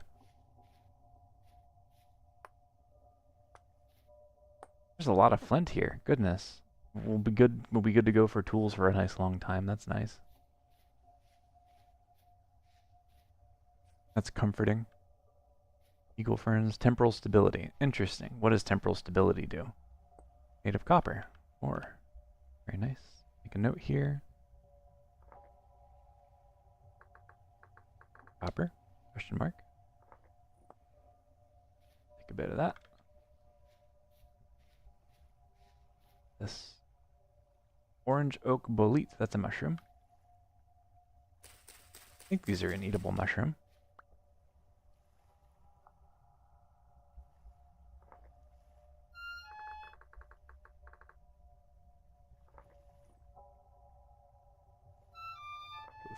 For that. If it goes too low, bad things happen. All mushrooms are eatable. Well, that's good to know. I wish real life were more like that. Alright. No, I'm not supposed to eat the mushrooms. I'm just going to munch one. I'm very disappointed that there aren't more berry bushes up here. I think it's just too dry compared to like where it was over by the archipelago. Because that area was fairly wet overall. Even though it was by the ocean. Very, very green, like a deep green.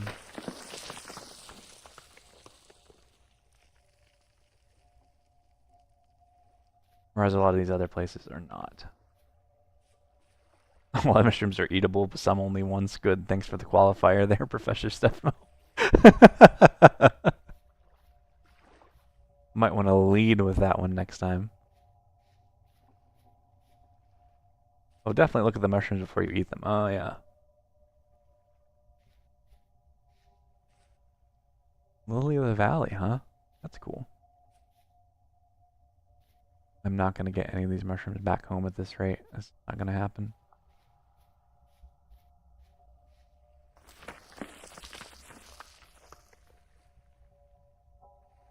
Like, I found cool stuff, don't get me wrong. But, unfortunately, I have not found anything that I came out here to find, which is to say, like, food and crops and extra berry bushes. I found a potential copper deposit, and I found 2 piles of mushrooms, which technically count as food. Let's see. Bitter bolete.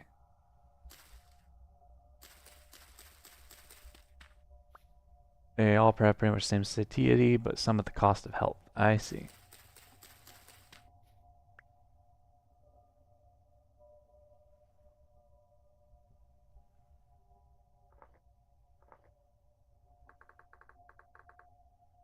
Mango. Save that one for later. Take a look at these.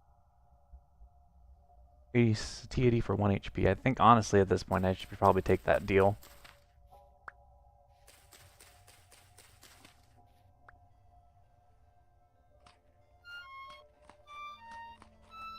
At least a little bit, just to like get me along. Yeah, I know, but food is scarce.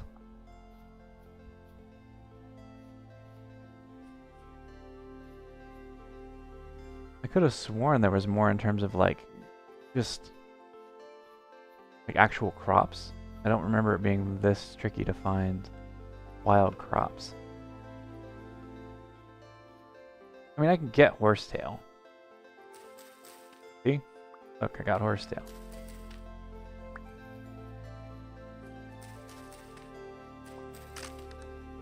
Crops are rare. Ah, fair enough. Now the question is, let's see, I remember how to do this. You scroll over this and you get H. Horsetail, ingredient 4, poultice. So 2 reeds, 4 horsetails. 4 horsetails. Oh, I don't have any reeds, damn it. It's fine. I'm fine. It's gonna be great.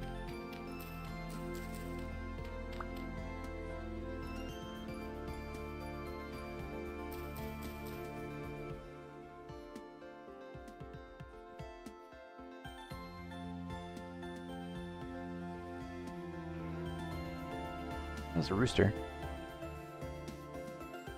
Inch my way along here, get back. Probably gonna get back to the hideout, get myself some food, so that I don't die immediately. And then probably gonna wind it up for the stream. I wasn't actually intending to go this long today. I've been going for over 2 hours, which is good. It's been a very fun stream. We've had some new people pop in. Oh, this is peat. It's peat moss. That's really good to find. Let's see.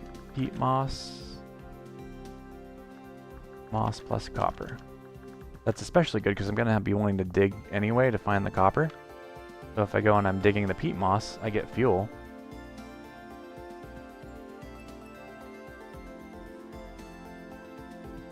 If I'm digging already, like I might as well get some fuel out of it, right? This game, tough. Yeah, it's a little tricky. Let's see. I'm pretty sure I have some reeds back at the camp. Hope I do, because if I don't, then I'm not going to be able to do the healing. Full flower in 7 or 8 days. Cool. These are a long way from being able to get us any food. Single player experience is good. Yeah, like it's got enough going on to where you definitely get the feeling of like being Robinson Crusoe. You're the person who's like just trying to survive, right?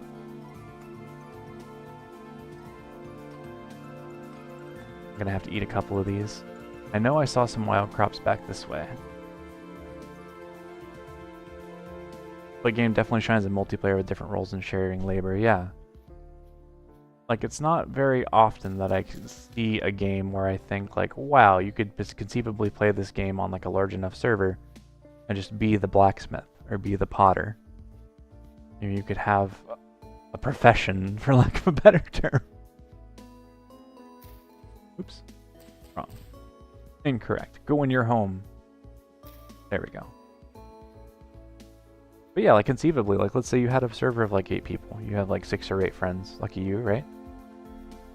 You have 6 or 8 friends. You set up your server. You're going to be going through a lot of tools. Just because, like, you've already seen, like, with the flint tools, like, how quickly they get run through. But, like, the copper tools aren't that much faster. Or aren't that much slower to, like, go through. I need a knife. Especially, like, early on. So, like, you've got to have someone, if you have a large server like that, like, even, like, a moderately sized server. We're not talking, like, a 32-person server. There are Minecraft servers that get much bigger than that, right? But you get like a moderately sized server, it's gonna be on like either everyone has to make their own stuff and like clutter up the works, and no one like has a high level of skill with the mini game to forge things, or you have someone who literally is their whole job is just to be the smith, be the potter, be the whatever, be the farmer. Probably that's probably like more of a multi-handed job. This is like, especially when it comes time to like harvest and gather, there's a lot of stuff going on.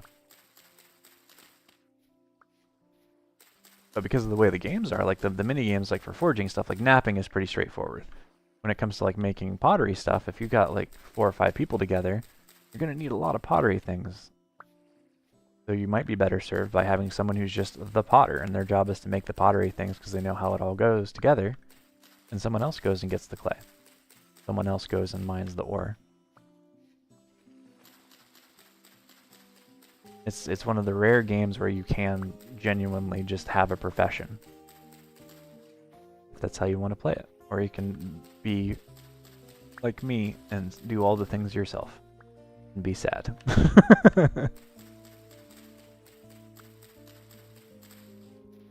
Because you never have the ability to like complete the things. You're always a little bit behind. Which is fine. I enjoy that. That keeps me focused. Just part of the reason I like streaming. I am grateful for all of y'all. I think I did that right. Did I do that right? Yeah, good. Healed me. Because yeah, y'all keep me, like, being while I'm streaming, I've got some people to, like, kind of watch my back a little bit and be like, hey, you missed this thing, or hey, did you know this thing? Did you know that thing? Did you think about this? And I get to share a little bit of my knowledge with y'all too, and that's a good feeling. I hope it's interesting. I hope that those of you who hang out on the regular, like, have a good time. Because I know I enjoy all of your company as well.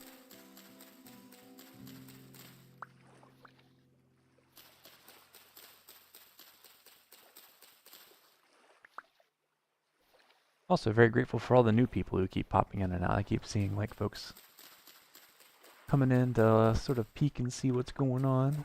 Hello everyone. Hello lurkers. Alright, that's some stuff together. I really like crops. I wonder what the odds are of something being down this way. This is a little bit more open than what I've run into previously. So maybe, perhaps, mayhaps. There's not much in terms of berry bushes down here, though. Plains are nice. Yeah, they are.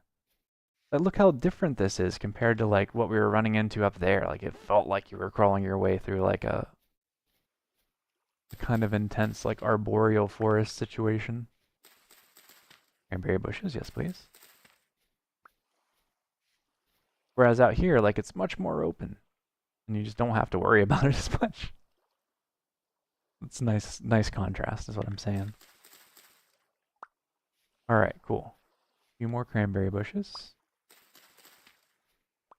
So like, yeah, like after if we ever get to the point where those cranberry bushes actually come around the bend and actually come due, we'll be in a good spot. So I just have to survive for a week. Doable, right? It's gonna be like Project Zomboid, where I just end up like getting murdered within the first 12 hours. I've already beaten my my time in that game, so that's pretty good, I guess. Mark some peat moss here for later. Nice cooking fuel. Cal parsley, not very useful. Wow, this is neat. I like these like little rolling barrows. These are nice. Very cool. It kind of reminds me a little bit of like some of like the Carolina coast where you have like these little marshes, marshes, right, where the water just kind of like soaks inland. You know, with like lots of little channels and stuff like that. Pretty cool. Habits. I wish I had my sling. More cow parsley. Useless. Useless, I tell you. At least there are some bushes over here. Some red currant, yes please. Oh, that's not good. Get rid of that. And then I need to make room for the other thing. I will eat. This. Spears are nice too. Yeah, I do need to go for spears. You know, I keep putting it off, but I need to go for the spears. Alright, so that's cranberry bushes. I think I got the currant bushes.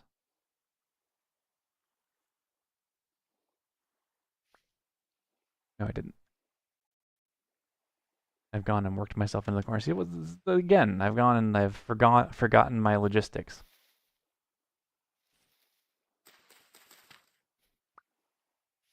I have forgotten my logistics and now I suffer. Alright, some red currant. I'll take that. Alright, so that's a few more red currant bushes and a few more cranberry bushes, and it's starting to get dark. What's that? That looks like it might be a plant. Turnips, yeah. I will mark this. I want to try and get some stuff out of this too, so I'm going to let these grow for a bit and I'll come back and check it later. Turnips. Turnips would be good. I would like a turnip. Cool. Alright. Now we're just going to push north. Welcome back, Telgrom. I realize my windmill is so old I use bright mud brick at the bottom. Oh my goodness.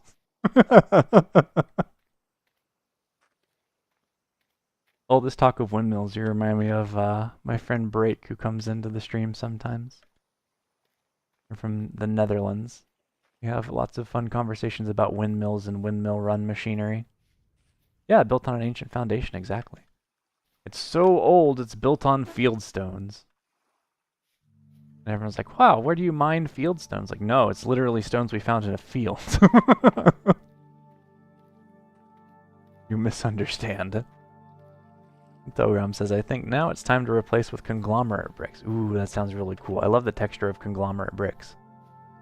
One of my favorite textures in this game that I've seen so far. I don't know if you've been peeking here, Telgram, but we've gotten a pretty good little berry orchard up and going, which is nice. Went and explored to the west and found a cool little pirate cove I think I'd like to build in at some point. Because it's winter and I am too lazy to farm grass. I don't blame you. Yeah, I replanted it. I replanted a bunch of the berry bushes and stuff, so getting all that together. But I'm really enamored with the little cove that we found. I gave it a very unique name that seemed very appropriate. Pirate Bay. Works for me. But it's very cute. It's really nice. It's like nice and mountainy on one side and then has rolling hills on the other.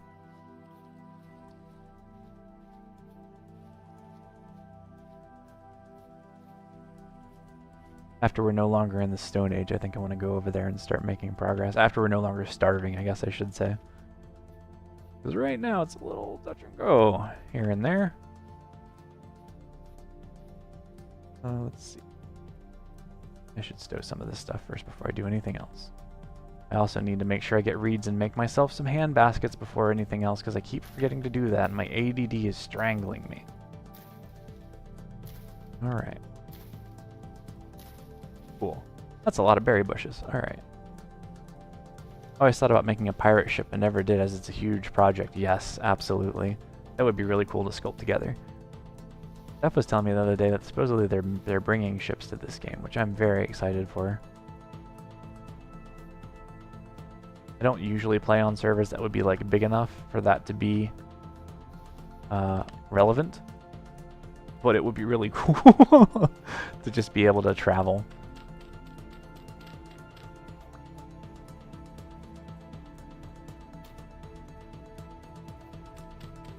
Like bring cargoes of things from place to place. Especially because it seems like in this game, things can spread out, be very spread out. Like I know that Steph has gone a very long way in the past.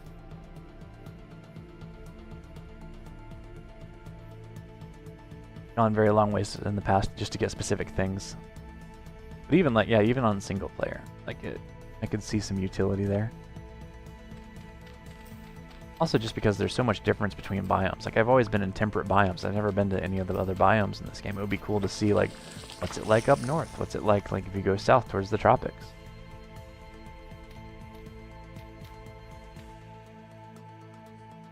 game does such a good job of sort of like building the sense of nature that it makes me want to explore it. It makes me want to take long trips. It makes me want to walk.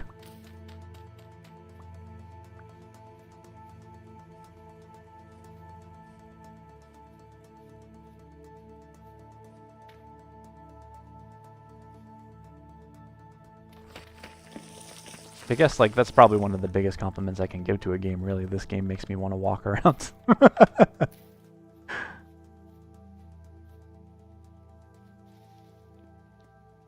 want to go in the tropics, to the tropics in our game still. The area we're in is just wet. Yes, wet. I'm in a medium cold area, November to April winter. Nice. That sounds just about perfect, honestly. Like it's not overstaying its welcome. You still get a little bit of like the color change, I imagine. Alright, let's see. Back some of this will be the food crate.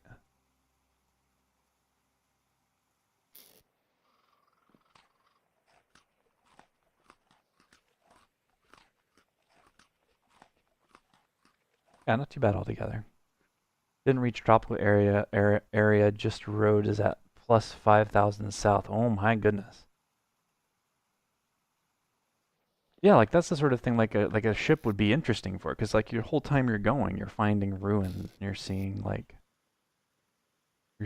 coastlines and discovering new things and new places. If you're like me, you're naming things as you go, because I'm a huge dork.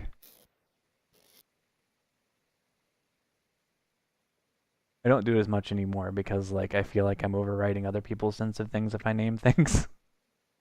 But I really like to name things as I explore, especially in games like this that are very open. Yeah, more paths would be cool. Like more long roads to places. Or just getting more of the transporters running would be really cool as well. Alright, let's see here.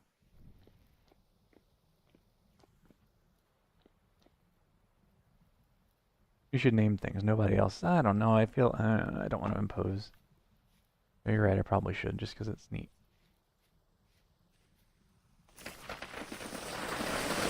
What? Whoa. That was intense. I'm surprised that did not murder me. That feels like it probably should have.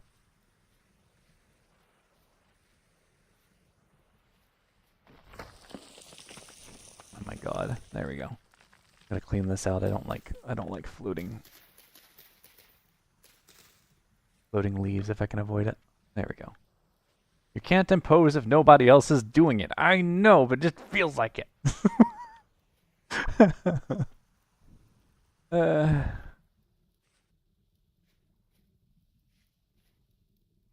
Oh, that's right. That's what I was doing as I was digging down that one spot over by the berry bushes in order to make it flatter so that it would be a little bit more, you know, accommodating terrain-wise. So I'm going to keep working on that tonight. I think I'll do that for a bit. Got enough berries to feed us through the night. We don't even have to use the names you make if we don't want to. That's true.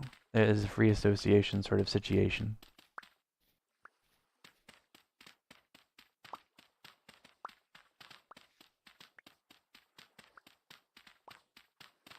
Like for me, like it comes down, like I read the Swiss Family Robinson when I was a kid. My mom bought me a really cute, you remember like, any of you ever go to like Barnes & Noble? Back when it was still a thing. They used to have these Barnes & Noble hardcover editions of books.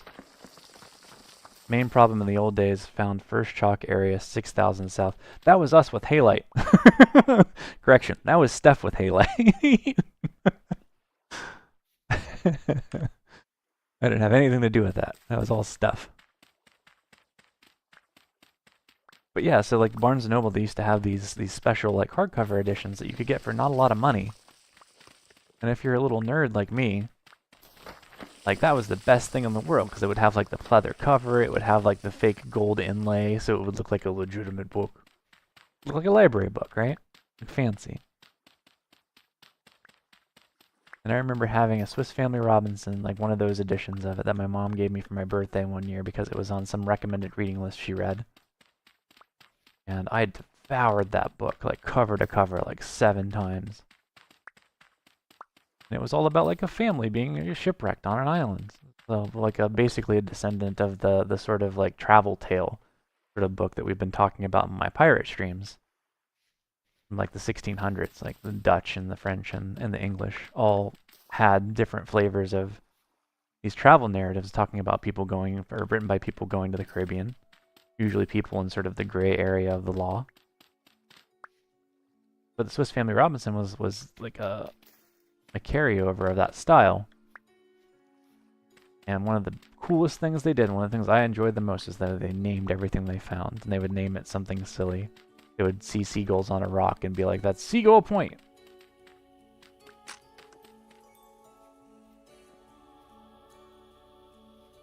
Which is such a basic way to name a place.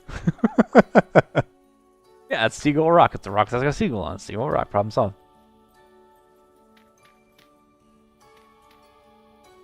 Easy peasy. I'll let gravity do the work for me on that one, right? I was telling Steph this the other day, like one thing that'd be really cool in this game would be like if you could train like ostriches so you could ride them. Because no, I think it was an emu actually, but like they had an emu in that book, and one of like the kids captured it and then figured out how to like train it so they could ride the emu. Like if that's not like the entire premise of like Ark Survival Evolved, I don't know what is. Hey, that's a cool thing. I should tame it and ride it.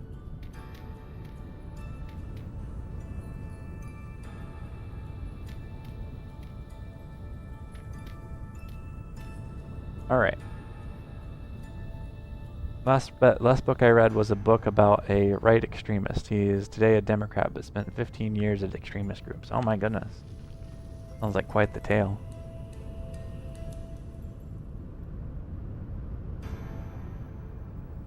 Yeah, I can read non-fiction, but I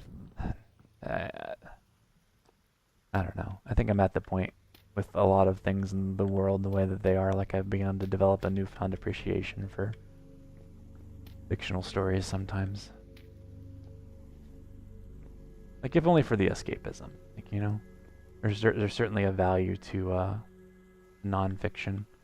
It's certainly important to read, and they're important stories, but like nowadays I kind of just want to be able to enjoy a thing sometimes a little more than I used to. Like I went through a phase where I was doing a lot more serious reading, TM. Like there's something cool and simple sometimes. Ooh, a loose rusty gear. What's that? Drink. This feels like a trap. You like reading about the pirate guys, yeah? Yeah, I do like reading about the pirate guys. That's the other thing though too, is like to a certain extent, like all that stuff. Ooh, another gear. Ooh, piece of candy. All that stuff is like far enough removed where like it's not choking me. If that makes sense. Like yes, it is important, and yes, a lot of it is violent, and yes, a lot of it like has a bunch of oppression and very bad things attached to it. That's good to be mindful of, and more people need to be mindful of. But also, it was 450 years ago. Oh, this just goes all the way through. That's cool.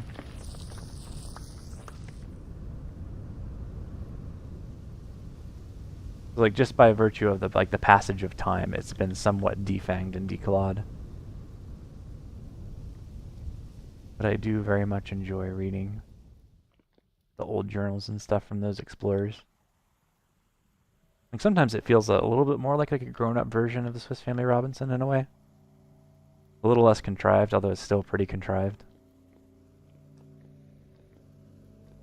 We talked about William Dampier, who is a famous like pirate naturalist. One of the first things we talked about on this channel, actually.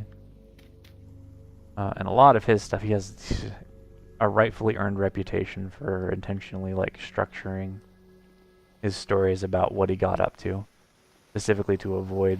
Oh, that's really cool. Oh, that's neat. Yeah, he had like a well-deserved reputation for intentionally structuring his stories to like cover his butt. And also, you know, just to support like the project of colonialism in general, which is part of the reason that that subgenre became as popular as it did. Cracked granite.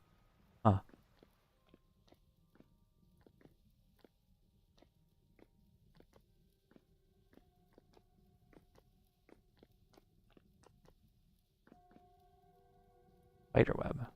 What the heck is this? What is this? Oh. Aged granite ashlar block.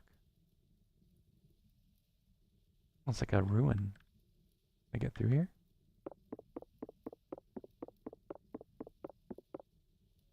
Might have to come back with a pick or something.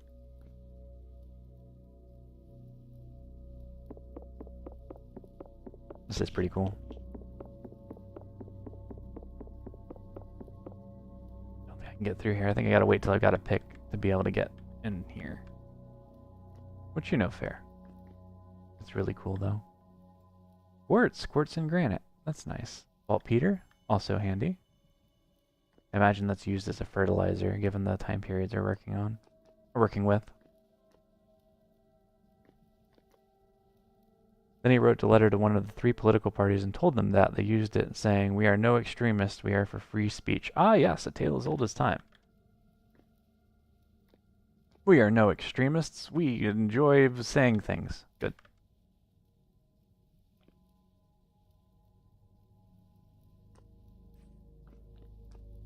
Yeah, and for bombs. Bombs too? Dang. That's fancy.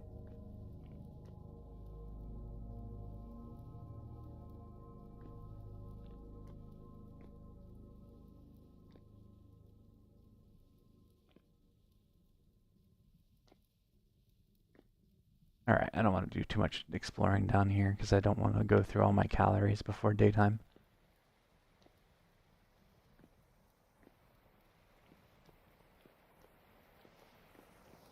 In general, though, this is a pretty cool little cave. I don't hate it. Especially like this waterfall, though. This is neat as hell. He was 13 at this point and got into it. Yeah. I have been in a similar situation myself, especially when you're young. It's really easy to get pulled hither and thither. Often offhand drains food. That's right. I forgot about that. I am sorry. Thank you for the reminder. Yeah, there's a lot of cool stuff down here, but I definitely need to come down here when I've got the means to mark where I'm going. Otherwise, I'm going to get lost down here and then starve to death, because funnily enough, there's no food underground. No apologies, just don't want you to starve. Yeah, me too. I know they could have just called this game Don't Starve, except that name was already taken.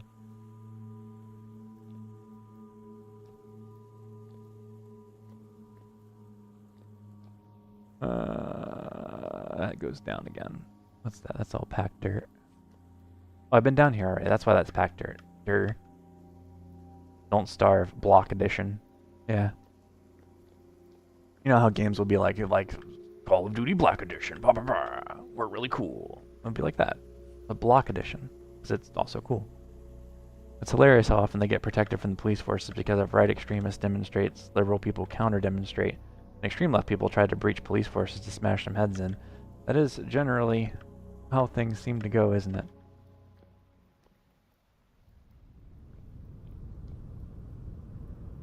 It's funny how the police never seem to act whenever extreme right folks are showing up and hanging out. They just show up to look out for, make sure no one gets hurt, right? That's why they're there. That makes sense. Let's see. Put this in here.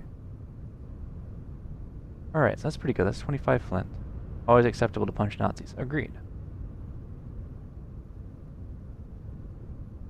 It solves a multitude of problems. I need to plant these roots. That's why I went and got those, because I wanted to bring these back so I could expand my little root pool. Cattail pool.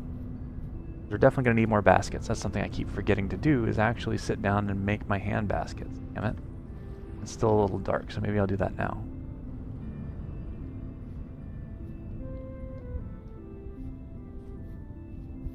Yeah, how is it that the meme goes? Why do you never see the cops and Nazis at the same demonstration? Why do you never see Miley Cyrus and Hannah Montana in the same room? I don't know. I didn't watch Disney Channel as a kid. I don't know what I'm talking about.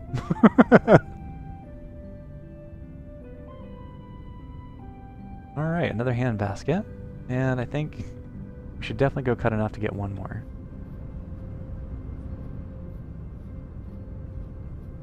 That wind, though, it's really cool. These clouds are neat, too. I like these clouds.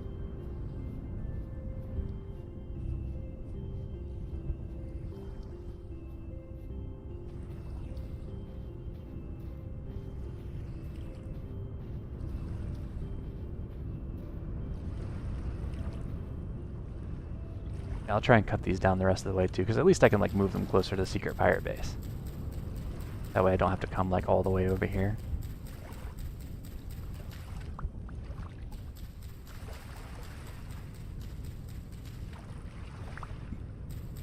You know, it sounds like an interesting read, Telgrom. There's a lot to be learned from life stories like that sometimes.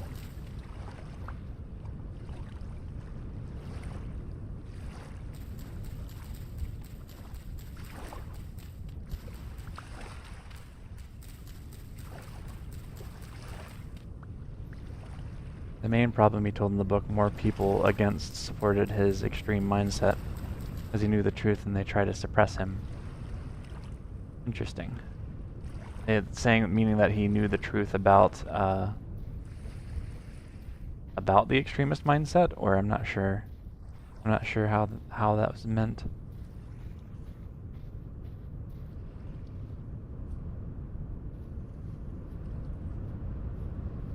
An extremist thinks I can make a perfect world. Sure.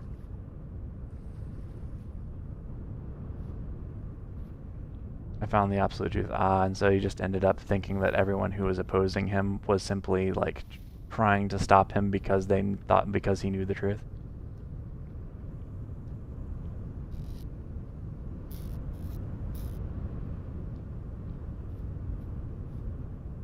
All against me supports them only in his radical ideas, yeah.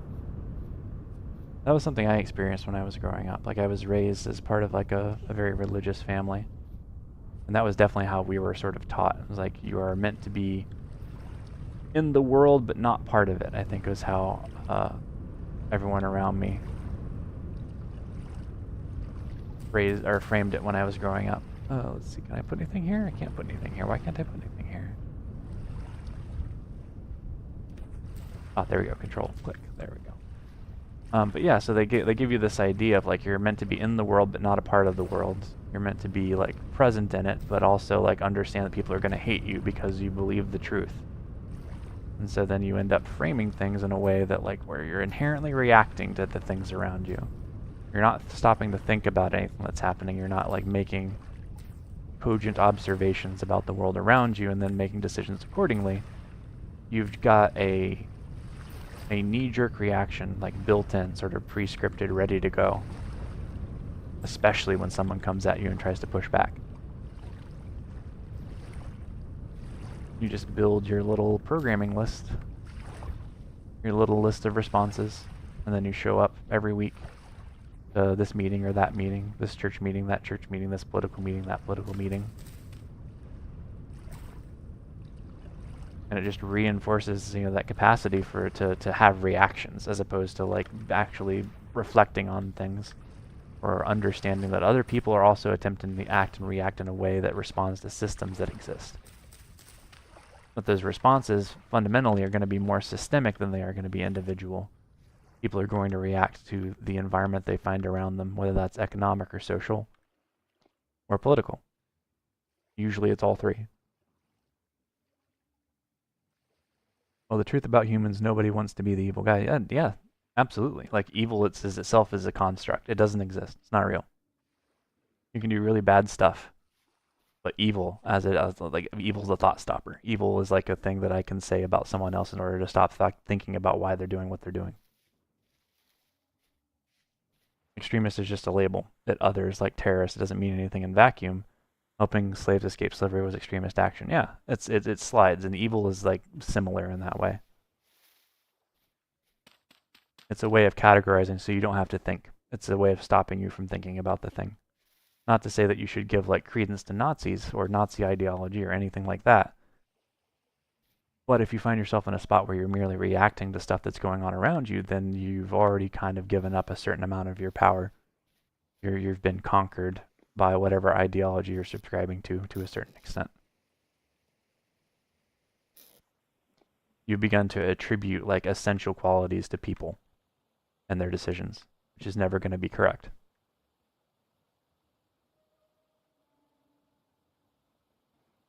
Let's see. I think I used up my shovel. Yeah, I did. I did use up my shovel. I'm going to make another shovel. I want another shovel.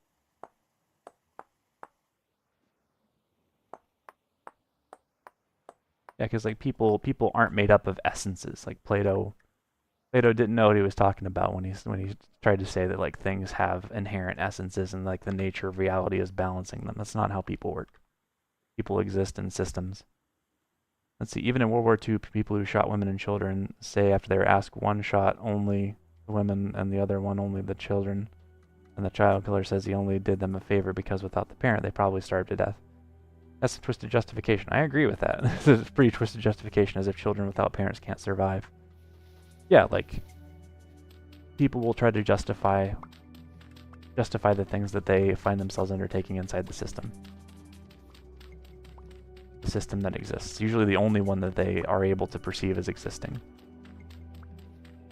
Which is also part of like how that training to have reactions as opposed to like living, like having a lived existence, being in touch with your experiences, extending to other people the knowledge and understanding that they are also existing inside of a system that is going to incentivize and control, attempt to incentivize and control how they act and react. Instead of asking the question of how can we make the system different so that people can actually live good lives and don't have to resort to these horrible decisions in order to survive, if you just blame the person instead, then you're missing the plot. Actions, absolutely.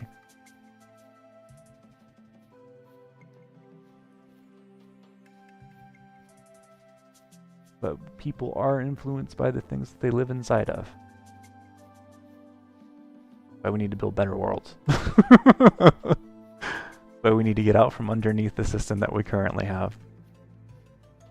Well, extremist, I mean in the context in a democratic society. An extremist is a person that wants to destroy a liberal political system, or at least in democratic systems. Right, but also that doesn't exist as any sort of like a qualitative judgment on the person. That just exists within the system. That's the system defining that person as an extremist in its relative position, the person's relative position within the system. It's like if I'm doing math and I say that that's a negative number, like the coordinate system, like the way of counting that I'm using is what's defining that as a negative number. A negative number doesn't exist. Negative number is not real. You can't have -5 of something. That's just a tool that we've developed within the system of math to describe certain things. Same thing with extremism.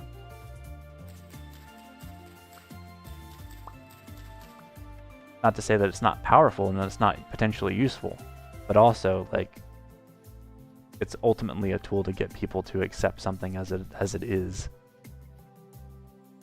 That doesn't exist, yeah, for sure. But from my perspective, destroying the liberal political system isn't extreme; it's survival. Yep. And if you just if you go and you just quantify something as extreme, if your solution for avoiding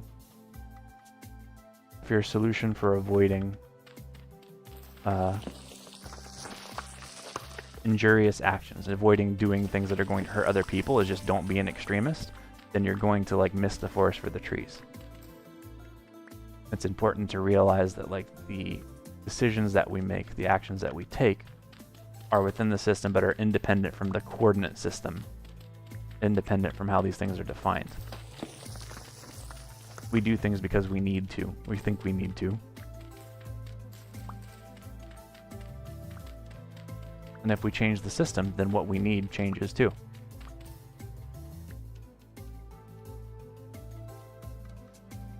Let's see. Low fertility soil. But I don't even know what I'm doing anymore. Let's see. My brain is melting. Yeah, we'll build this out a little.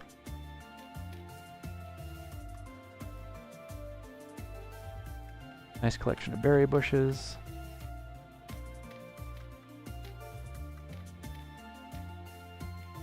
Round that out a little bit.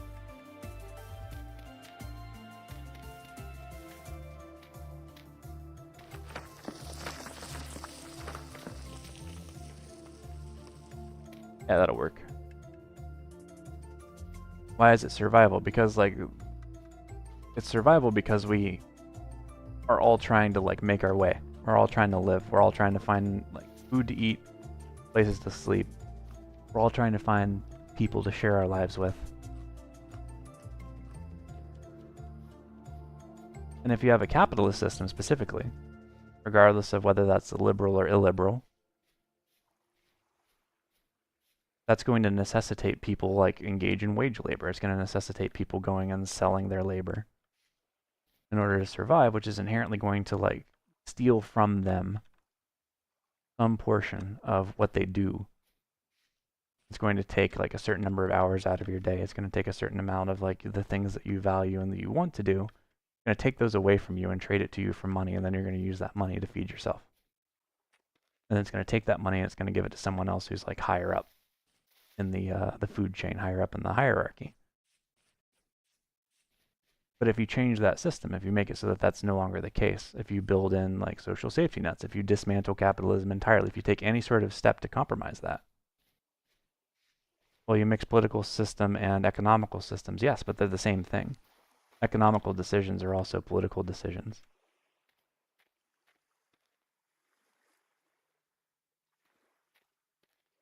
Let's see, was that the turnip? What is that? Peat moss. That's what I just passed as a peat moss. I need to find more vegetables is what I need. The way you structure your economics as well is going to be political. Like, for lack of a better term, like the extremist positions. If you're looking at like a far right position, is usually going to be also hyper-capitalist. Growing onions. Nice. Onions. Perfect. Exactly what I needed. It's going to be hyper-capitalist because that also proceeds to feed political clout for the political order as well. It's going to be like, hey, this person's going to give me a bunch of money to support their position. This person's going to give me a lot of resources to do X, Y, Z and make sure that they can keep their factory running, or they can cut. Let's say I'm going to say 2 days. 2 days. I'll come back and check. I don't know how long it takes for them to go through growth stages. If anyone knows, that would be cool.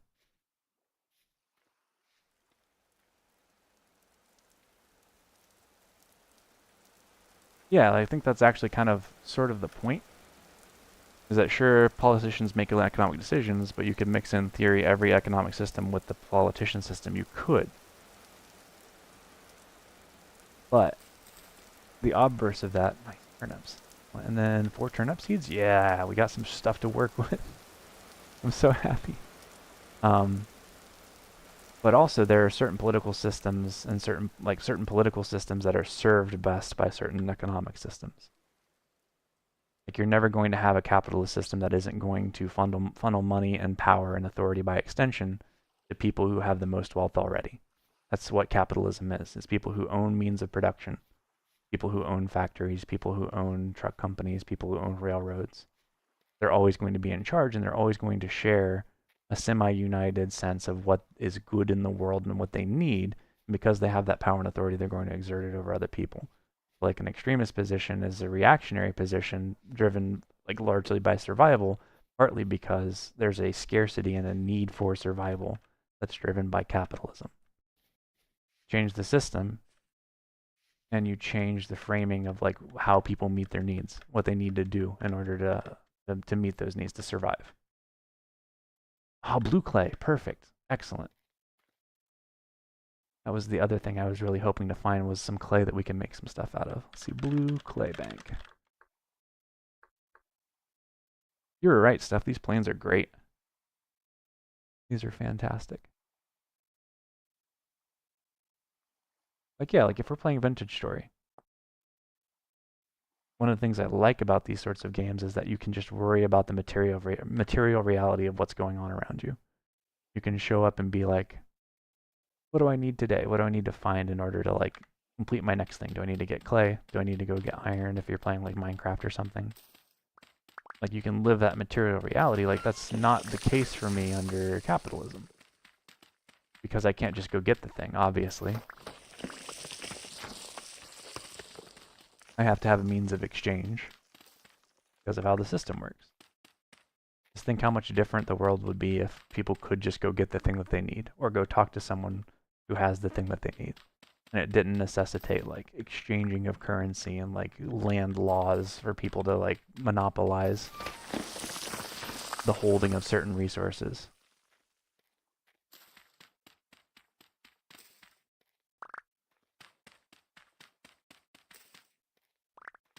And the world isn't infinite like Minecraft or like Vintage Story. Like, I'm not saying that at all.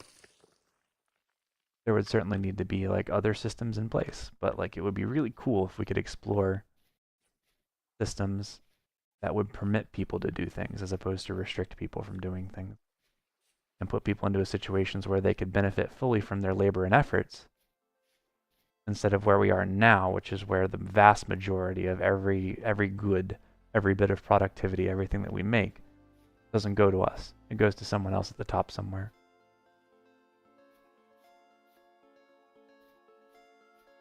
We don't get to have that.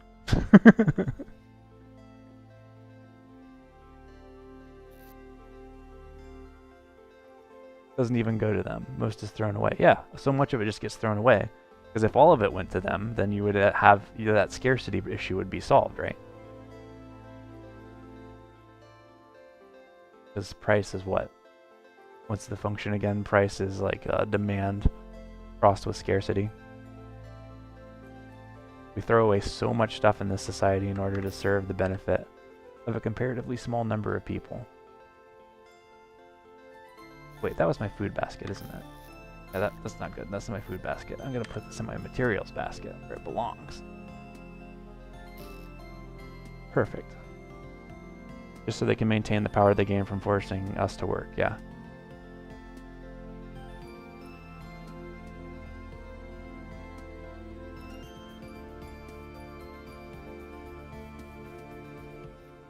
Which is one thing I love about video games, is that they highlight that process, like, so clearly if you're paying attention.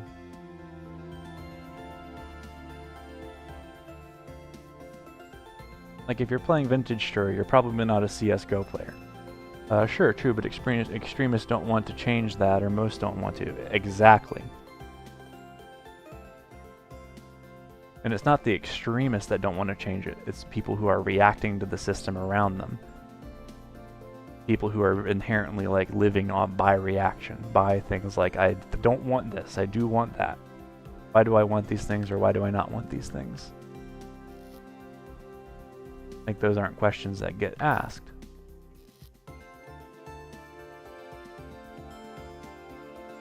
Let's see, seeds. These are good for what? How many is that? That's 4? Okay. I don't remember. Does this game simulate like salt water or no? Can I just build my irrigation out into the sea? Is that an option? What can I do with turnips here? That's what the other thing I want to know.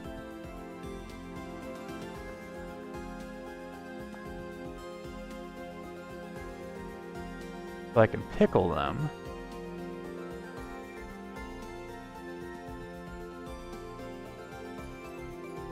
Meal making.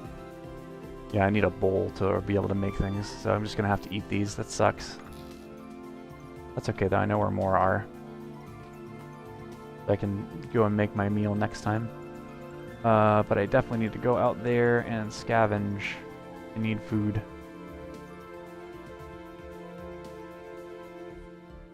Yeah, what does that have to do with us? It doesn't have much to do with us. Like, we're still gonna like live in the middle of all this stuff. We still need to learn how to survive in it. Just because an extremist decides that the thing needs to stay, like the important question is not like what should be done or what should not be done in a reactionary sense. The correct question is, how do we change the system? How do we build it in a way that is going to allow all of us to live better and to do better things with our lives and be nicer and kinder to each other without having to like forego the opportunity costs that all of those things afford. If I go and I give someone food, that's food I don't have, because in order to get more food I need to go and like perform wage labor to get more, because it's a zero-sum game. If that changes, if that's no longer the case, if we share and share alike, if we end up in a world where like that's not the case, where we don't have to perform wage labor for someone else's benefit in order to get ahead, then like We've changed the math. Build a new world in the shell of the old and all that. Goal is to undermine the system by building different ones. Yeah, you build a different system and suddenly the questions, more and more people, what's this? This is rye? Nice, I will mark this for later. More and more people get the opportunity to ask the question, what if we did it that way? What if we did it this way? Why are things this way? Why are things that way? You stop reacting and you start intentionally building and building things and looking after each other. Profit can't exist alongside free access, exactly.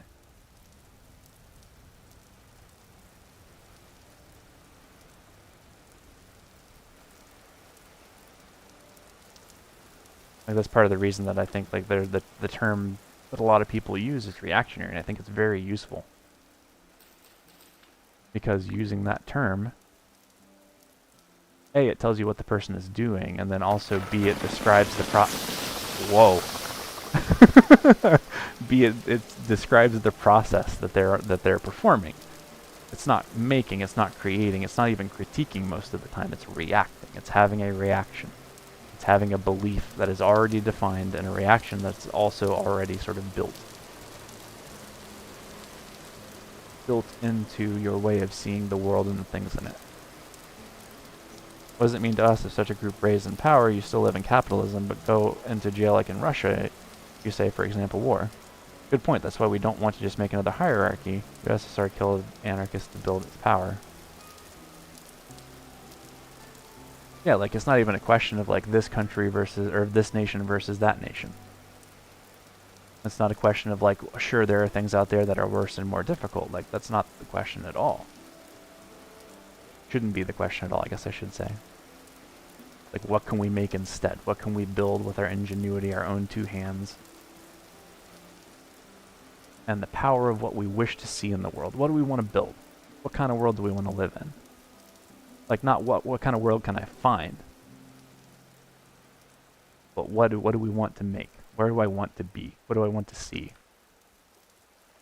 And then examine that desire. Like, track it. Where does it come from? What is it going towards? Like, think about it. Feel it. Look at the materials around you and, like, what this world does to us.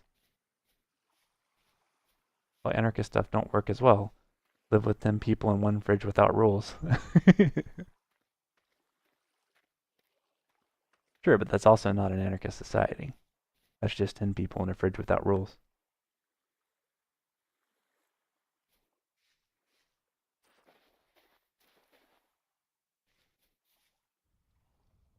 Alright, y'all, I need to go AFK for a second. I will be right back.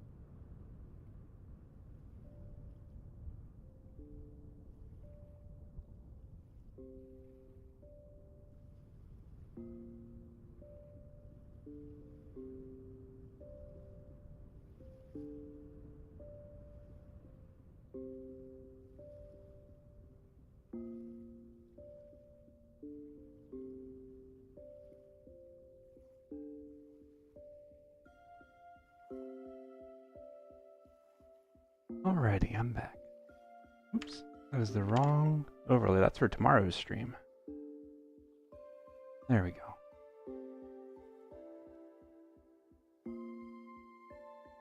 Let's see, what did I miss?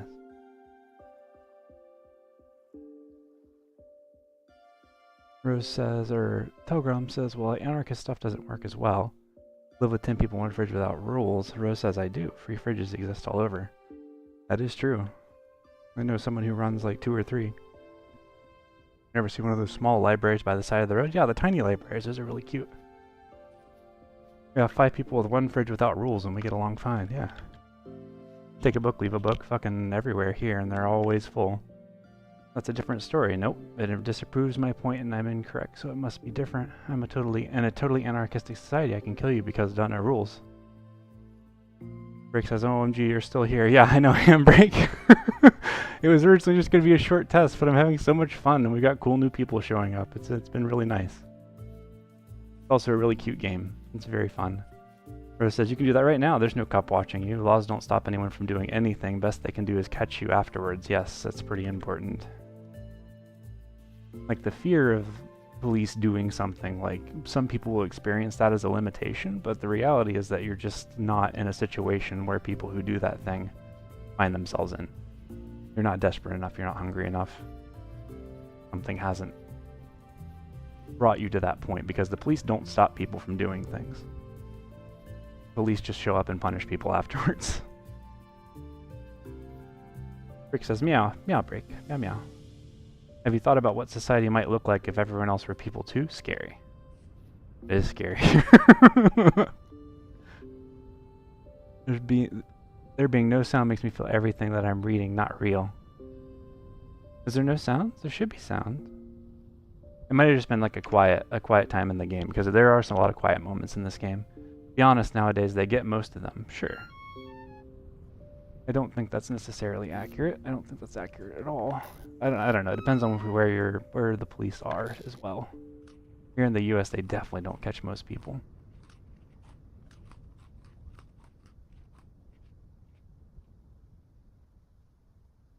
Let's see. Still doesn't stop it from happening. Keep moving goalposts, though. Steph says they can only punish afterwards, and even then only half the murders actually get solved at all. Sure, people still kill each other, but to be honest, most people are only rightful because they don't want to get punished. I don't think that's necessarily true at all. I don't think that's true in any sense, really.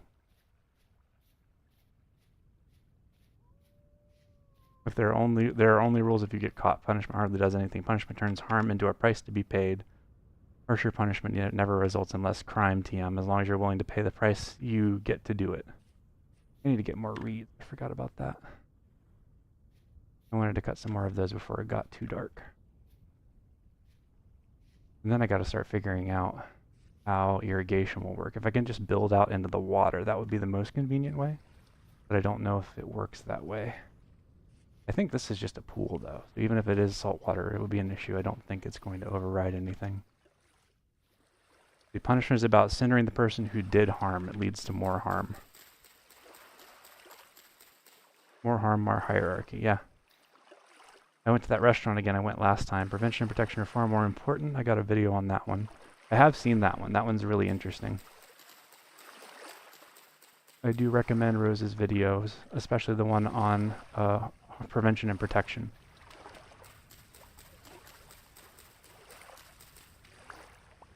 It's not about the crime punishment length. If a serial killer is in your city in an anarchistic society, I want to live because no one would be there because police doesn't exist.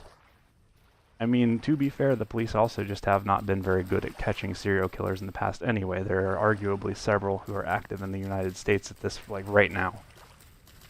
There are unsolved serial killers that are just not being, like, covered or discussed.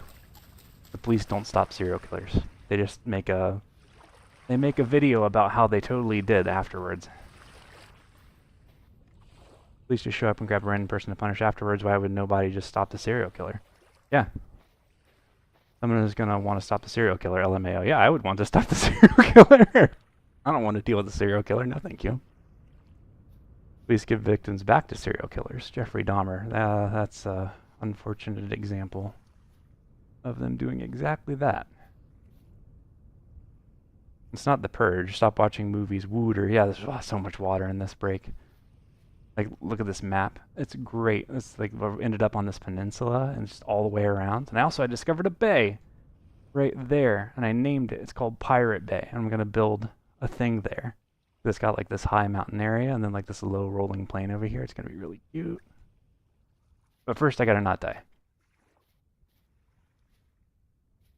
Police did serious mistake on the serial killer, but saying police stuff only helps criminals is silly. Nope, cops are just murderers. Just give a badge. The police are not there to stop anything. They make a spectacle of serial killers. They don't stop anything. Police exist to stop you from fighting back against serial killers. I'm saying supposed to because they obviously don't, but it's never prevention. Yeah. Yeah.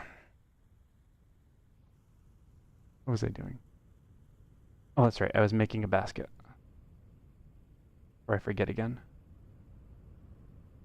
Alright, that's all of my baskets. So now I've got maximum inventory for now. I might need to cook up some of these cattail roots because I'm pretty sure I'm out of food again. Just standard operating procedure for me at this point. But we do have more turnip seed. Like 2 turnip seed? Yeah, 2 turnip seed. If police were good, why do they protect oil pipelines? My colleague's brother got into an accident and the police made a mess of the report. Oh, how surprising. The thing killing us all with climate change. Yeah. Yeah, I haven't had very many good interactions with the police either. They've never really solved any problems for me, funnily enough.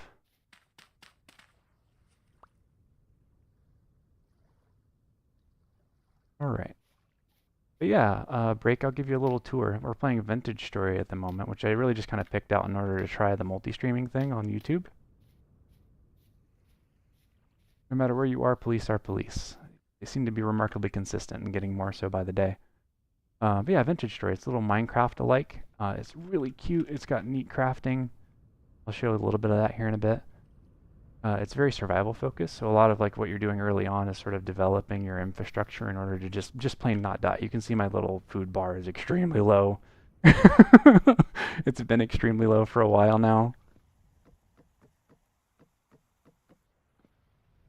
Let's see. I'm gonna cook up these cattail roots because I don't feel like trying to deal with nighttime again. I'd rather not. But yeah, so most of what I've been doing today is just trying to get my feet under me with it, and then yeah, we'll see how it goes. Telgrom was telling me a little bit about what they made, what they've been working on today. They've been making a windmill. Where did my fire starter go? Oh, there it is. They've been making a windmill, and so one thing you can do in this game is called micro block chiseling, which is where if you have a tool for chiseling, you can go and take any sort of material and add the small little pixels, basically little pixels of blocks, do it and take them away. You can make really cute custom sculptures, and you can build out like window frames and statues and like anything you can imagine you can make pretty much. And just make it out of whatever materials. It's really nice. Alright, fire's going. We'll put these cattail roots on there. And then that's one thing we can do tonight too, is I can pull out some of my clay and I can start getting together the stuff to make myself a meal pot. This would be a good example to show off the crafting as well. So you can go and set up here, then you go and you put down your clay, and then you've got to put down the thing that you got. Let's see here. Why? Because they work at the current law. If you're a leftist extremist group, try to destroy oil pipeline, it doesn't help the environment and society as a whole as well. Also, hello, Rose. Per the current law, the thing killing us all, you mean the giant serial killer they exist to protect? Nice, yeah, I've seen it with Rose. Nice. Cool, I didn't know you can do this game. Steph was the one who introduced me to it. And hi, Break. Also, hello, Steph Mo. Meow meow. Nice campfire. Yeah, thanks. Pipeline protests happen before construction. Once they're built, it's too late. Yep, indeed. Wait a second. Did I grab the wrong thing? No, that's an axe mold. No, I messed it up. Damn it.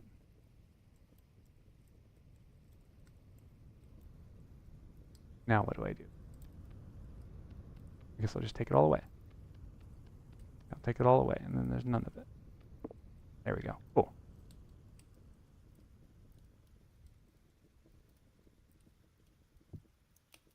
What did I want? I wanted a meal pot is what I Let's do a crock, preserved meals. No, that's not it. Raw cooking pot. Yeah, raw cooking pot. Large part that can be used for cooking. I only really need one. So I'll just do the one. So I'm going to go and take my pottery tool and I'm going to make myself a little pot to work with.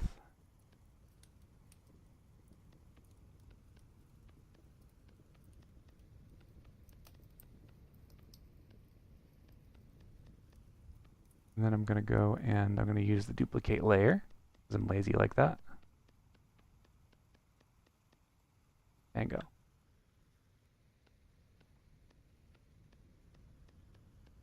I'm going to go make my little top edge here. There we go. We have a cooking pot.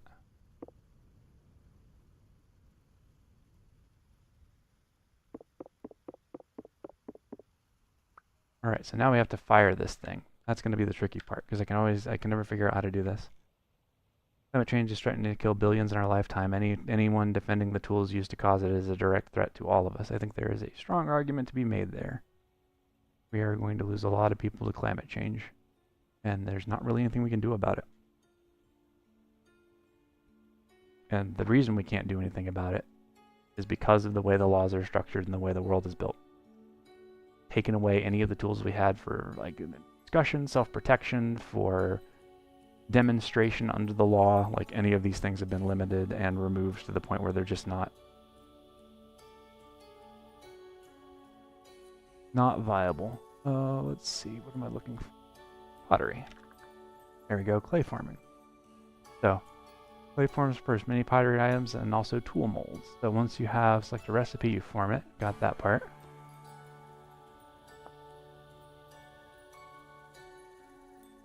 Now the question is, how do we go building the firing thing?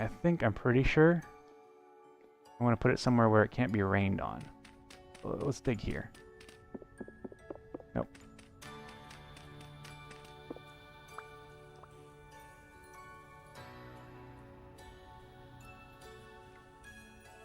Sure, but the truth without fossil power we at the moment can't sustain at the moment. But why can't we sustain at the moment? There's a big part of the reason we can't sustain at the moment is because we live in a system that decided it was going to prioritize fossil fuels at all costs, including the ultimate cost to a very large number of people.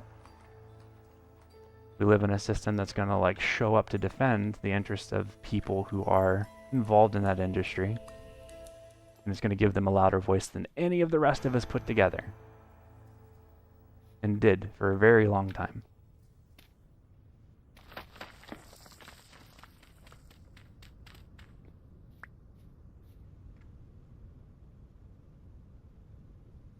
Remember when I said we produce more than we could ever consume? Also that.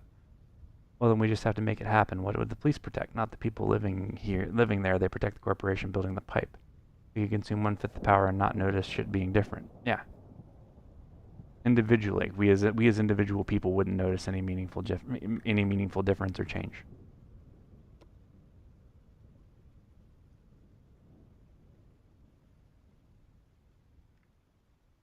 The office has lights on all day. Yeah, they force us to drive hours a day to offices just to keep us tired and dependent on capital. Or I could sit in my garden and not need lights. Yeah. We don't need this fossil fuel, sure, but at the moment we need a constant power source. Some, but not that many. We can just shit when we consume power. We don't need to wash clothes in the middle of the night. Most regenerative power sources aren't very stable. Yes, but it's the question of how we're using the power that we're currently generating as well, Telegram, and why things are structured that way. Why do we have offices when people can work from home? Why do we have individual cars in the US are a big issue? Why do we have lots and lots of individual cars when we could be developing public transport? If we have public transport, then like, why isn't that being like treated in a way that's more efficient? Why aren't we building our cities in a way that's more efficient? Like, these are all things that could have been done, should have been done. There we go, pit kiln. Place clay products in 1 hole, then place dry grass, sticks, and firewood. Heat and coal can also be used instead of firewood. Ignite to fire your clay products. Careful, ignites nearby combustible blocks. The pit kiln fueled with firewood will take 24 hours to finish. Peat will take 16 hours. Black and brown coal 12 hours, and charcoal 10 hours. Okay. So if we want to fire our meal container, we can just put that there. And then I also need to make some crocks. I realized we didn't have any crocks, so I want to make 3 of those. Maybe more. Or wait, not the crocs. I needed the food bowls. Where are those? Raw bowls. There we go. Let's see. We don't need stability. Capitalism needs stability. Yeah. The only reason we do this is because we're forced to go to the office in the oil industry. Lobbies against nuclear power. Politicians capitulate. The problem they cause and they justify their existence on fixing. We can't work to produce something only if it's windy or sunny. Batteries exist. In some places they have hydro batteries with pumps and differences in elevation. Sure, but the materials for it aren't plentiful as well. What, we're about to run out of oil. That's not plentiful. Yeah. Remember when we said produce less? Or simply arguing in circles? Like, I think that's also part of the deal. Is like, why aren't we producing things at times in which we can afford to produce them? Why must we be constantly producing things? The only reason we have for constantly producing things is to try and facilitate the needs of people who must always be making a profit. People who must always be benefiting from the labor of other people in order to maintain their existence and lifestyle. We could live any way we wanted if the system wasn't built the way that it was in order to specifically limit people and put people into a position where they have to live certain ways and exist certain ways. People would find ways to exist that they preferred. They'd find ways that suited them better and suited their community better, which is what we're kind of all pushing for here, I think. We all want to live in places, or live in a world where we can like live better lives. The question is, how do we get there? And the answer is not by finding ways to work within a system that's already throwing away most of what we produce and forcing us all to live in a way that makes us available to produce even more when we already don't use everything that we make.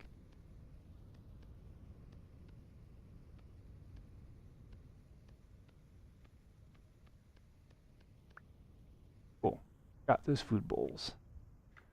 I think I can fix one of the meal crocks and I can fit 3 of the food bowls. Yeah, now we're talking. All right, so then we need to stack this with grass. Cool. And then we need to stack it with firewood, I think, question mark. Let me double check that.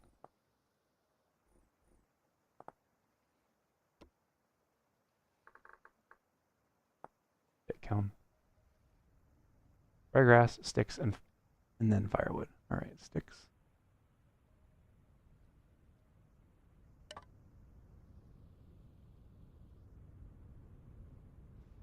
I'm a stick short. Dang it.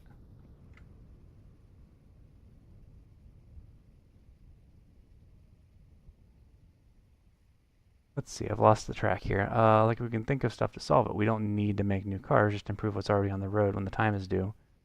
Make CPUs that consume 1/10 the power and run just as well as the most powerful CPUs a decade ago. We could have just used less power. Waited until it was efficient enough to justify using it. Intel N100 is a good example. This consumption is a choice. Perfectly good for many workloads. Simply propaganda. Many jobs people perform are completely unnecessary.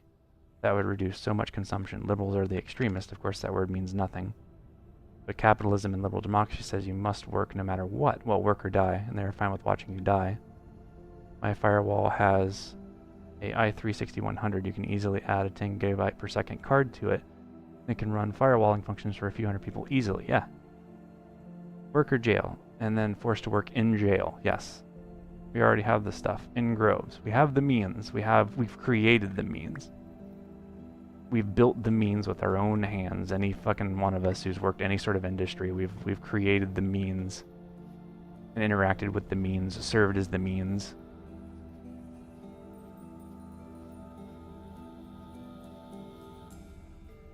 The means exist. We are the means. We just aren't given the liberty to use it as we see fit. We're not allowed to.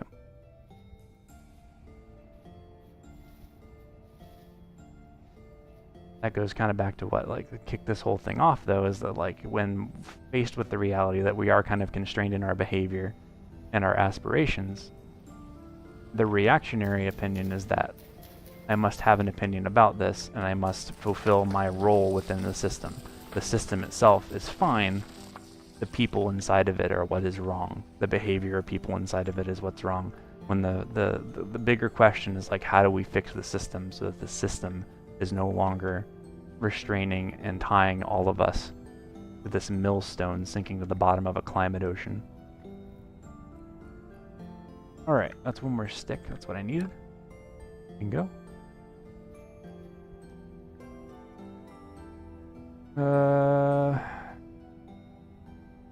My main issue is I don't really have any food. Otherwise, I would go dig up peat moss. I think I'm just going to use firewood. I'm just going to use the firewood.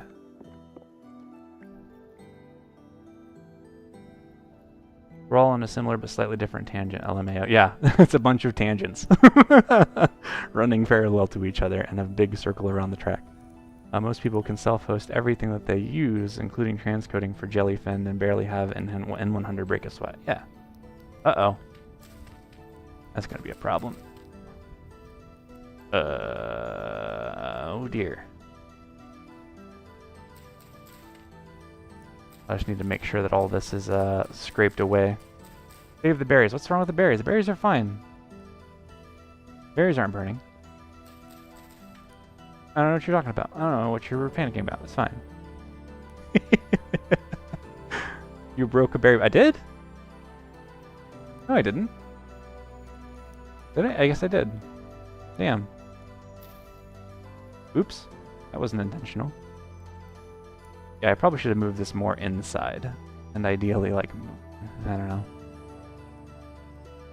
And the N100 has a 6 watt TDP. Goodness gracious me. That sounds like a lot of TDP. I don't know what that means.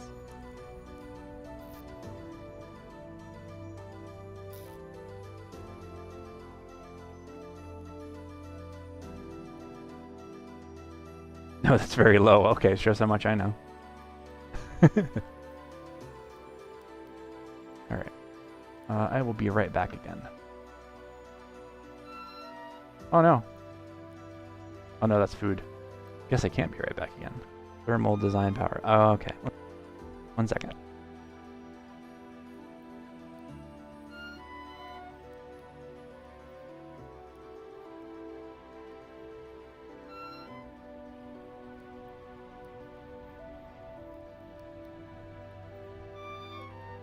Alright, let's see. I gotta go get something for food, otherwise I'm not gonna make the night. I'm gonna starve, yeah, I'm gonna starve. I'm gonna break the first rule of the game. The first rule of the game is don't starve. Alright. Find mushrooms and berries. Yeah, Yeah, I'm trying to find mushrooms and berries.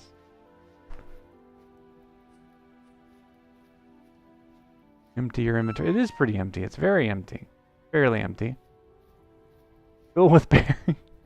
Much as I would like to, I don't think there are enough berries for that stuff. I'm going to go back to where I've seen food before, and I'm going to try and eat. I'm going to come back, and all the berry bushes are going to be on fire. Thermal design power, TDP, represents the average power in watts. The processor dissipates when operating at base frequency with all cores active until an Intel-defined high-complexity workload. Refer to datasheet for thermal solution requirements. Wow. Go fish with spear. That's a good idea. A pretty good idea, actually.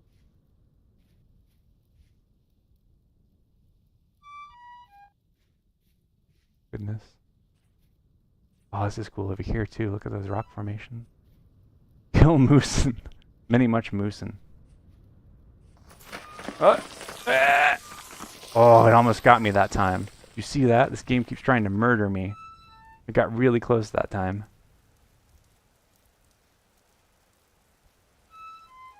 I didn't have that health to lose.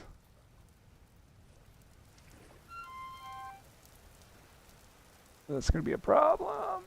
I needed that help. You're right, I needed that help.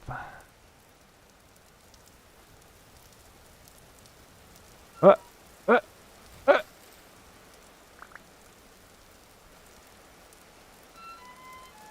Eat. Berries! Oh my god.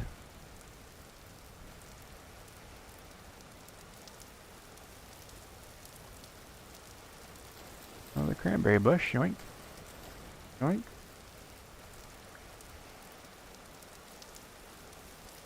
If I could just get to the point, if I can just survive long enough to where I can actually, like, get the food, get some of the berries that I've been planting to, like, go, to do a thing, I'll be in much better shape. You keep breaking flowering bushes and it breaks my soul. Should I not be doing that? I'm trying to consolidate them. I guess I should leave them until they're actually, like, grown once. Then maybe that would have helped me, now that I think about it.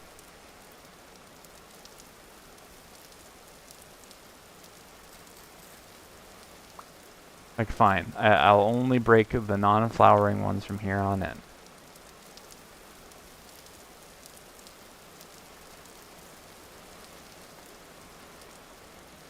It makes sense in hindsight. Like, if I wouldn't have broken the flowering ones, then, like, yeah. If I hadn't broken the non-flowering ones, then, like...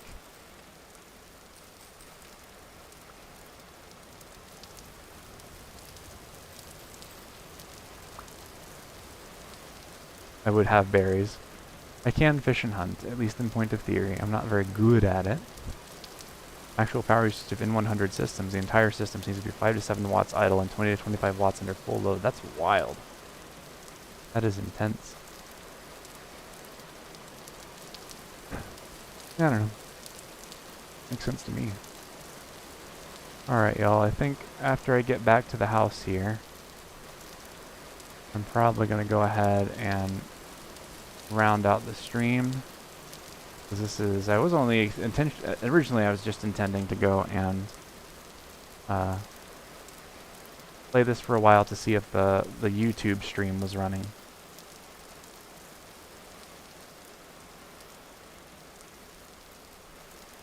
As well as the Twitch stream. Which it seems to have fulfilled that goal, so... At this point, I've spent a 3-hour stream without a plan, playing Vintage Story, and talking with all of you fine folks, which has been delightful. It's always a grand time.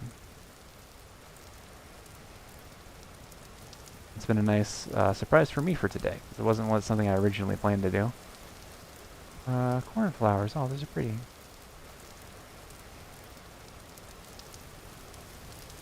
Like, it did pretty well. Like, this is probably one of the better streams in terms of, like, turnout and engagement I've had in a while. Like, at least the last week and a half. They've been pretty rough. But it's been encouraging as well. I'm very excited for playing Sid Meier's Pirates tomorrow. It's an older game that I haven't played in a very long time. Very exciting.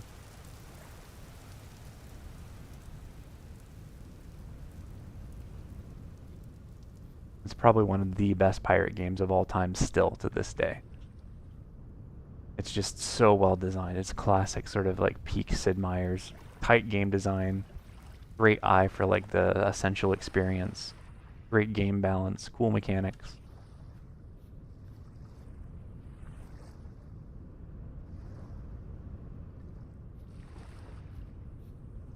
Reported TDP is a baseline, but TDP is heat output measured in watts. Ah, whatever power draw is not really related. Okay. That kind of makes sense. The actual chip is probably going to be different just in the silicon lottery. Oh, I see what you mean. I gotcha. That's cool. It's good to know. I learned a new metric today.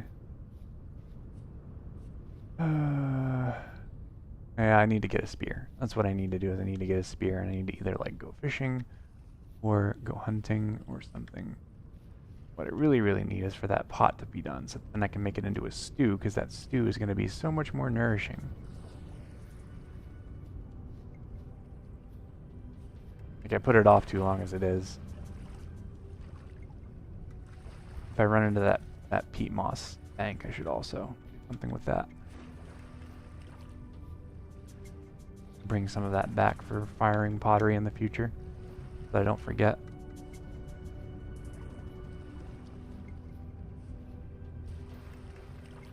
And it might actually use 125 watts actual power draw. I gotcha. It's just a question of like efficiency, like what's the lossiness of the chip for the performance, I guess, basically would be a way to put it. I don't know, I'm a simple girl. Yeah. Yeah, indeed. I think I'm close to that. Let's see. I've got onions here. I've got rye. There are turnips a little further down. I should check on the onions.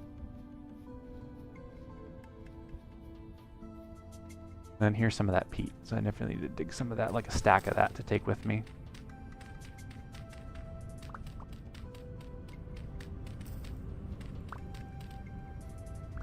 Yeah, I definitely feel a little bit better prepared for the multiplayer game after playing this in the early stages. I also have a newfound appreciation for exactly how much infrastructure we've built up.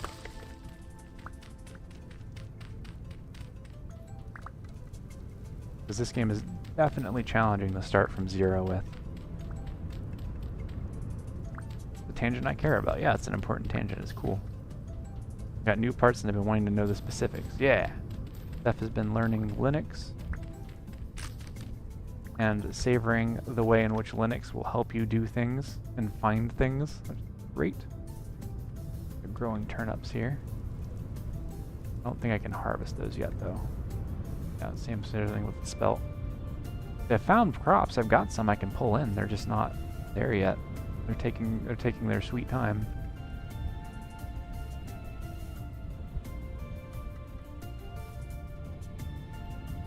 They put up more heat than the TDP they report, so you're better off buying a better cooler. Yeah, that makes sense. But yeah, so that's cool. I got some peat, so I can use that for going and firing my pottery. I've got enough food to do okay for a little while, and I've got enough berry bushes to expand my repertoire. I'm gonna have to be careful as I go and I pull those off, because I don't want to put myself in a situation where I pulled them all out and then I end up like, some of them end up going bad is what I want to avoid. So the berries don't seem to last very long once you pick them. Just played with Ubuntu 24 so far. Yeah, I love Linux. I started using it like what, 2-3 weeks ago. That sounds about right. Steph was talking the other night about how he was looking at trying to play around with Krita. So he tried to load up Krita, and then the Linux's response, because it's Linux, was basically, you don't have that, but if you want it, type in this command. Blammo, problem solved. It's pretty cool. Also, Vintage Story runs on Linux. Also, my understanding is that with Proton, like all the stuff that Steam has been doing with the wine code, basically, right? It sounds like Linux is a lot friendlier for gaming purposes than it has been in the past, which I love to hear. I think is really cool. Makes me happy.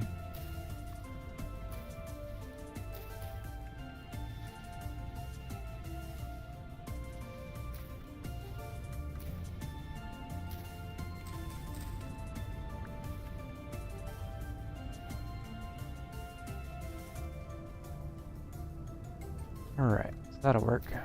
We'll go with that. How are these looking? 7 days on the current bushes. About a week out. And then some of these are, yeah, about a week out still. So I've been like 3 or 4 days in. Doing pretty good. The whole snaps thing is awful. I removed that, yeah. Ubuntu is still solid. I'm still on Mint. Canonical sometimes does weird stuff though, so I don't really recommend Ubuntu anymore. Gaming mostly just works nowadays unless there's intrusive anti-cheat, yes. And obviously some exceptions. Also using apt command and it's still installing the snap. That really pissed me off, yeah. Ran into that with a couple things, I think. Steph was describing that or explaining that. Let's see. I'm gonna go out while we still got daylight. Once it hits nighttime, I'll wrap up the stream. I'm gonna try and raid someone today too, because I have been meaning to do that for so long, and I should be able to do it today. Also, a streamer I've been trying to raid specifically should be streaming today. Fingers crossed. TM.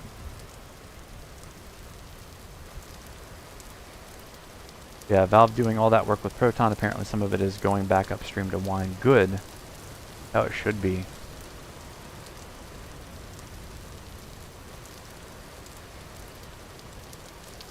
I do want to move to Linux at some point, just because I like it so much more. I've enjoyed it so much more in the past, in general. But it's always the gaming aspect that sort of pushed me to the edges of it and has kept me from engaging in it and taking the leap. I just love the ethos of Linux in general. The idea of like you're putting together a system that's just supposed to work.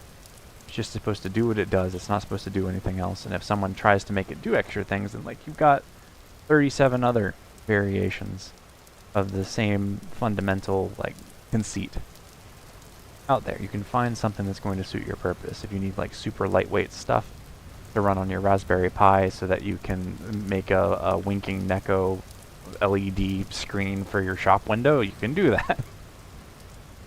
If you need something that's going to like run a media server for the foreseeable future and probably survive the heat death of the universe, then yeah, you can probably find a Linux distro for that.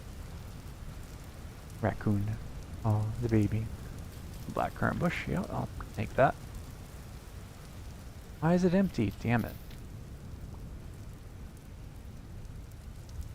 Linux runs on basically anything. Yeah. Also a plus. If you've got an old i386, you can probably find a distro of Linux for it.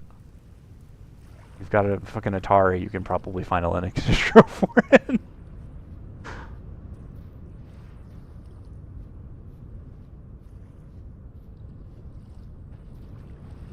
I mean, I know we just got through like having a fairly intense conversation about like the nature of capitalism and what it does to like people's incentives for existing. But also, like, operating systems are a great case study for that. There's such a clear and present case study. Mature rye, yes please. Doing more? No, that's growing. That's also growing. Damn it. Alright, I'll mark this for later. Rye. Save. Bingo. Come back for that later. Yeah, like operating systems are an excellent example of like incentive structures and what they cause people to do. Microtransactions in video games. So if we live in the middle of all these things that show us, like over time, why systems or why individual like companies, why individual business decisions respond to the systems that are built and how those systems change over time to meet the incentivization of profit, make more money, to make more money faster, constantly.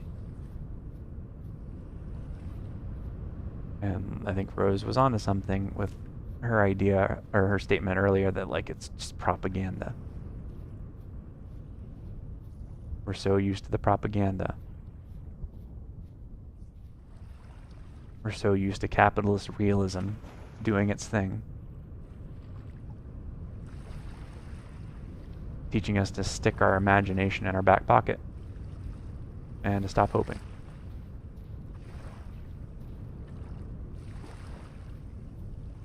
Let's see, cow parsley. Nope.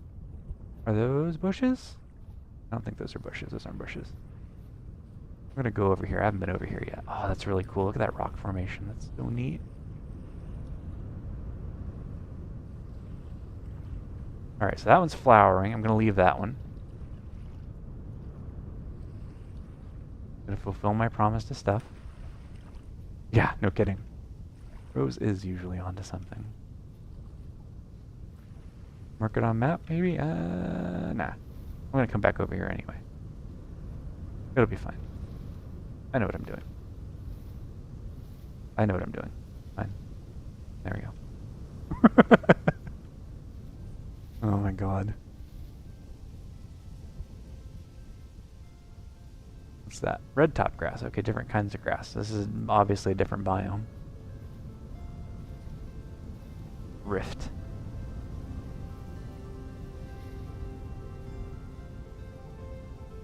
Oh goodness, how much rye? I've got 3 rye grains. It's not going to do me any good because I can't do anything with it, I don't think.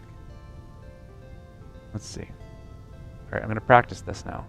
I was told this earlier today. You scroll over it and then you hit H or your button for thing. So you have to grind it into rye flour, but you need a quern, which I don't have, so I think I'm just going to have to eat that stuff. I'm about to die again. Defmo, you have new PC parts? I remember on internship the fastest I built a full PC plus Windows install was 30 minutes. That's intense. That's some heavy duty finger flicking. Oh yes, there we go.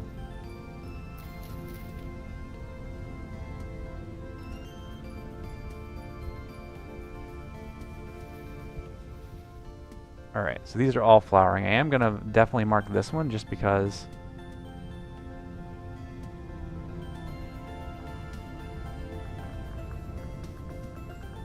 Because there's several of them and they're all flowering. That'll be like 4 days. So after I finish harvesting the ones I've got over by my place, or when they've started to go, I can come over here and get a few extra. It'd be really good. I was building systems regularly then. It took me like a full day to get mine set up. I was basically throwing stuff. A day is good. Taking your time is good, yeah. I don't often get into the guts of machines. The cable management was so bad on that system I had to sit on the back panel to close it. There's an image for you.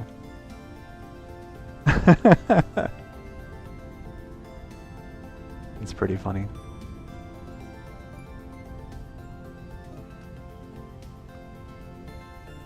We opened at 8:30. Demanded to have a PC at 9 a.m. Challenge accepted. Yeah, that's their fault at that point. If you aren't going to give the person doing the work enough time to do the work correctly, then any sort of error, in my opinion, is on you. Look how cool that mountain is over there. That's so neat.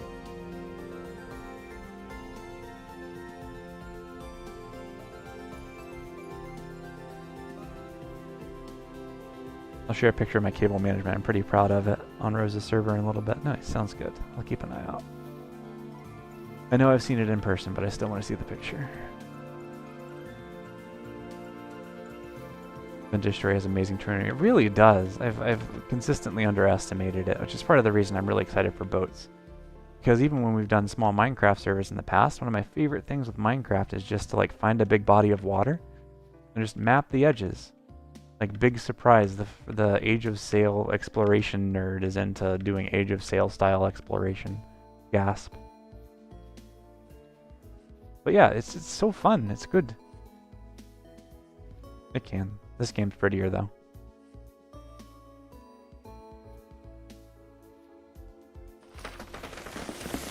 Oh, this is gonna get me killed. This is gonna kill me. I am going to die.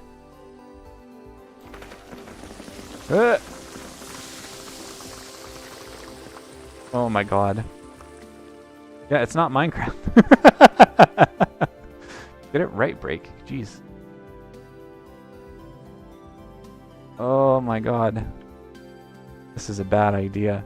Yeah, no, this is Vintage Story. This is different. This is a different game. Over here thinking I was playing Minecraft. How could you suspect that of me, Break? With the square blocks. Yeah, like look at this little dude. I'm this little dude. Cute, just a little cutie. I'm watching my phone, everything is tiny. Alright, fair, you're forgiven.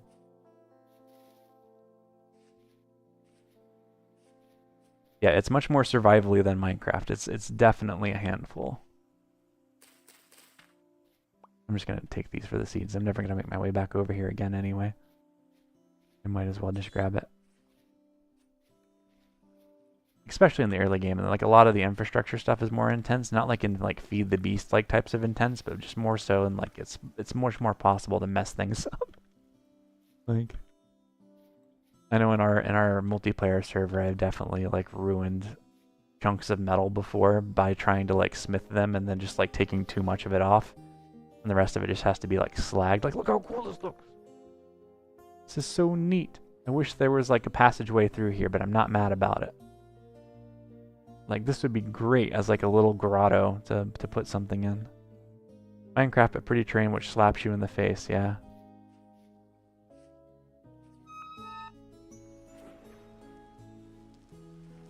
Alright, I got a little bit more rye seeds now, which is good. Obviously I'm being silly. Yes, indeed you are being silly, Break.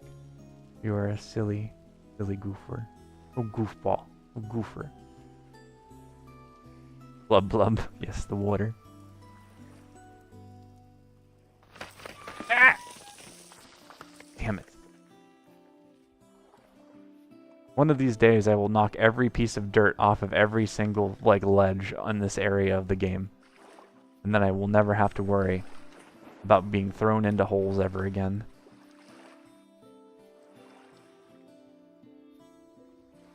Hope that doesn't happen to me in Switzerland, yeah. Hope that doesn't happen to you too. But yeah, the big thing, the nice big thing, after we get a little bit of food stuff like better established, and I'm no longer like dying as regularly, or nearly dying as regularly. I still haven't died actually, which is pretty remarkable, I think you'll agree.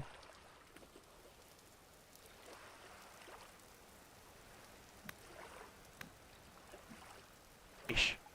Got him.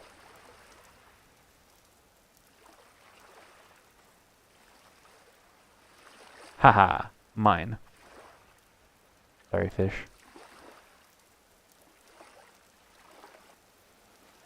We bought hiking sticks now, so don't have to carve one like last time. Nice. Take the bones. Can I take the bones? Is that a thing I can do? Oh yeah, the perk is tiny. I think I can use this for bone meal, I imagine. But yeah, so once I get like the food situation sorted, I want to start working on getting some of the smelting together. Because it's not like in Minecraft where you can just throw it in a furnace and go. You've got to like build the crucibles and things. And then figure out how to get fire going well enough to be able to melt the thing down. And it's just a whole thing. It's a whole process. I also really need to get my basket traps up so that I can actually like, yeah, just get food in general. Cranberry bush, yoink. There's so many things that I keep forgetting to do. My summer car, but then Minecraft. Sure. I don't think that's entirely inaccurate.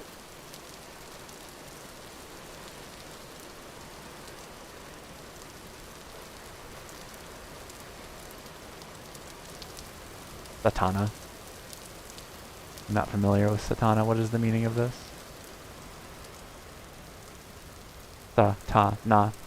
Seasons is actually cool, yes. And the other cool thing, I was talking about this earlier, I don't know if you were here for that break, but all the biomes are not like in Minecraft where they're defined by like type. They're defined mostly by, in terms of like what their rainfall is and what like the drainage is and like all these other things. The way the biomes sort of flow together is really, really nice. And as you go further north and further south, everything changes. So you can get down into like the tropics. You can get down into like the arid sort of desert. You can get up towards the North Pole where it's super cold all the time. All this kind of stuff. It's really nice. Alright, so we've got 2 turnip seeds and 3 rye seeds.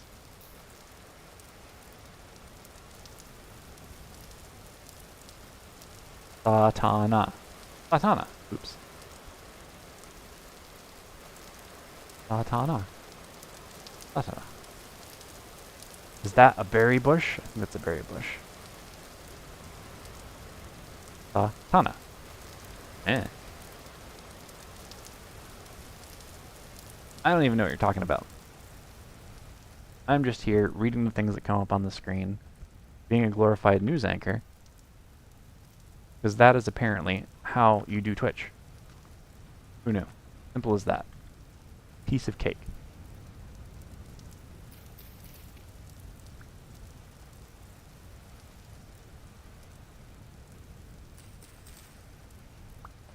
And occasionally I make silly noises. And sometimes I look at the camera, which is funny because there's not a camera, but I do it anyway because, you know, I feel like you can hear that through the screen. Like I'm doing it right now. Satana.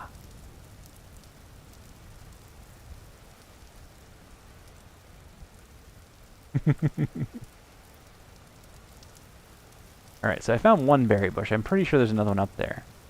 The question is, do I want to risk breaking my neck in order to get it? And the answer to that question is, of course I do. Naturally.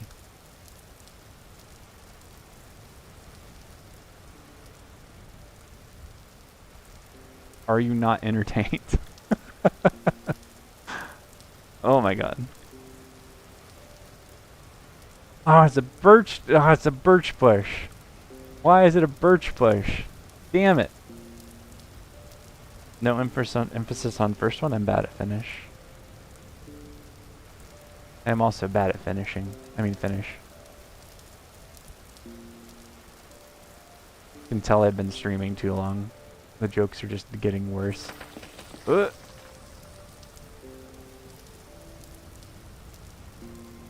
Alright, well. I've got enough to survive until nighttime. And I've got a fish, which is better than I usually have. So if I can just store the fish long enough until the pot finishes, then I should be able to make a meal, right? Although there might be, now that I think of it, there might be some requirements. Datana. Datana. Datana. Long A and stress on the last nah. Nah. Oh, that's something I can do. I can come over here because I know I found some mushrooms earlier. If I can find some more of those, then those should be perfect to add to like a little stew. You can do a fish and mushroom stew. That's the other thing too, is that this game has really cute cooking. The cooking in this game is great. You can make bread, you can make pies, you can make little stews and things. There are mods out there that add even more like food things. Oh, that's a wolf. Nope. Not interested. Oh, I can't get up there either.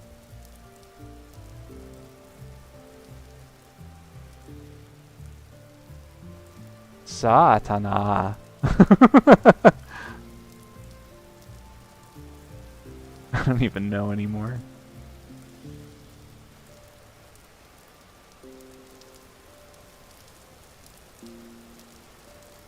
Yeah, like also this world is more explicitly than Minecraft. It's my favorite kind of fantasy world because I am a basic bitch fundamentally, at my core.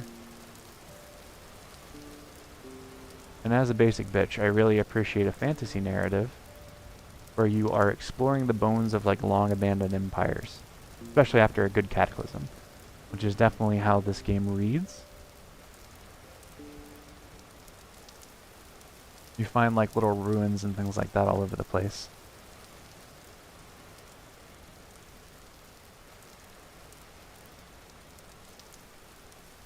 Nice. More berry. Thank you.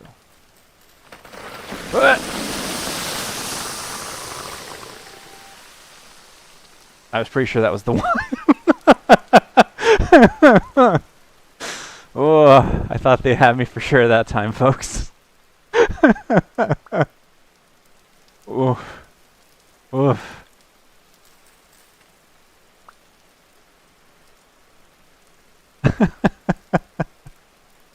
English flows a bit more general. Anyway, it means Satan and it's a naughty word. Why didn't you tell me that on the front end? I feel like you should have led with that information, Steph. Very funny.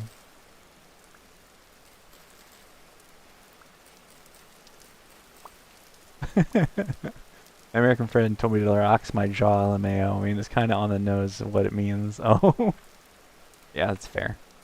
I didn't want to make any assumptions, but yeah. Nice. We've actually got like a good pile of new bushes to put out and about, which is nice. Always welcome.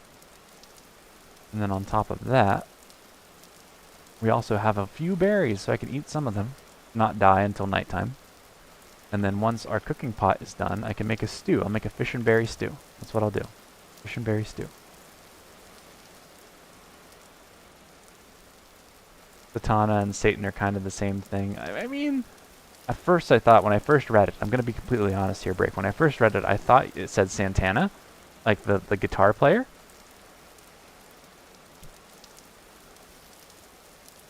So that was my initial impression. Make of that what you will. Alright, let's see here. Bushes.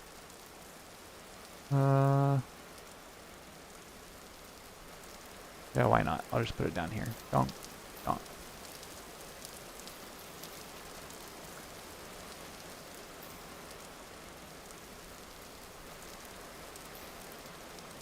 I guess our pronunciation of Satan and Satana kind of gives me more perspective. I don't know what you mean.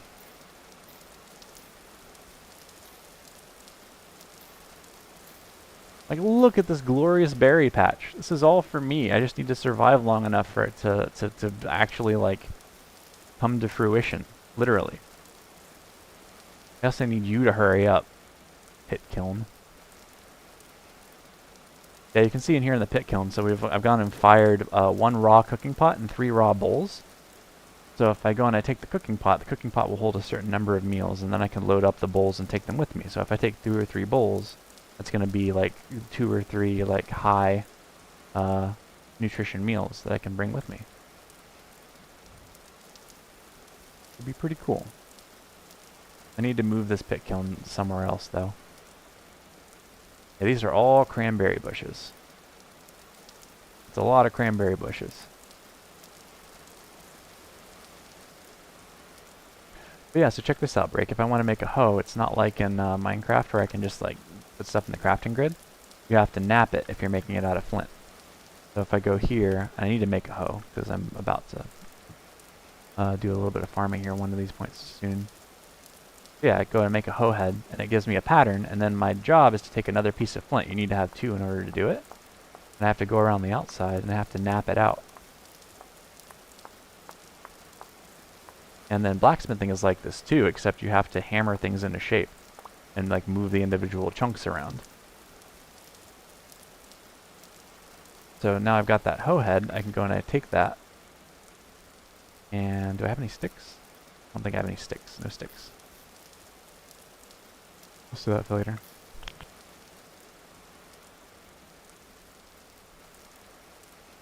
Apparently I'm being instructed that it's Satana.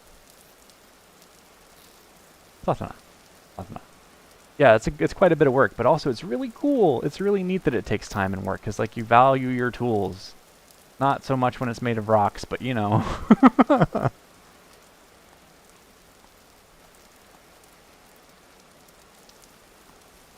But like later on, when you're starting to make things out of iron, like it takes a lot of time. Like if you want to make iron in this game, like this right here is the way you make pottery. You have to form it and then you have to fire it, which is like pretty intense, and it takes a whole day to wait for it to happen.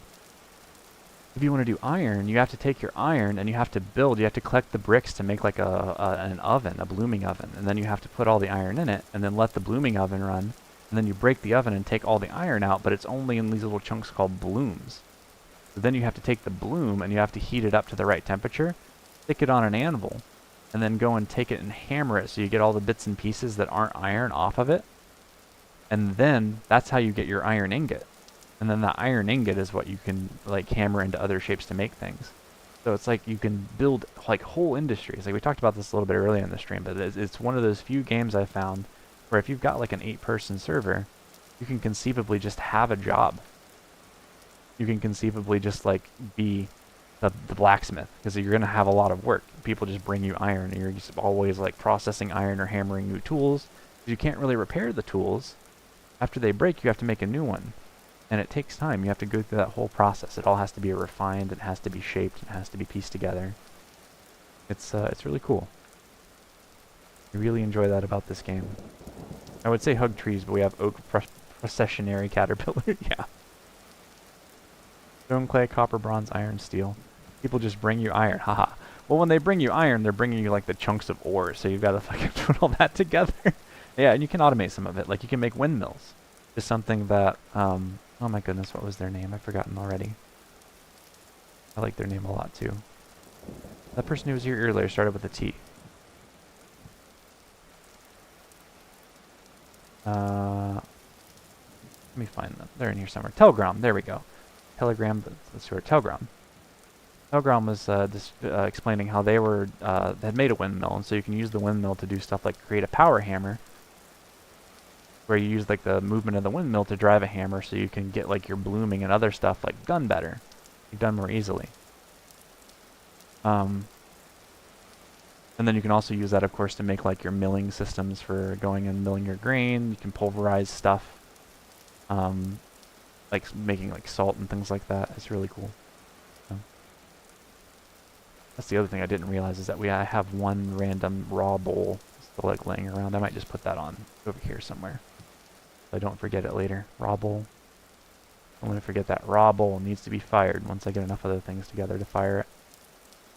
But yeah, so like if you want to make clay, you've got this blue clay here. I found this. I found a big bank of it.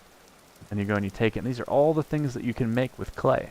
You can make raw bowls. You can make a set of 4 raw bowls for like food. You can make planters for planting like plants in. Cooking pot for cooking in. You've got these crocks. So the crocks are really cool because you can use them to store food long term. So you can put meals in here and then seal it with beeswax and then put it in a pantry. And it'll store for a really long time, but you have to dig the cellar to actually put it in. You got crucibles here for melting copper, melting and processing copper. Flower pots for decoration, ingot molds for copper as well. You've got jugs for storing liquids, so you can make mead, you can go and brew beer. You can do all kinds of cool things, and then put it in the jug and then seal it for later. Put it in your pantry.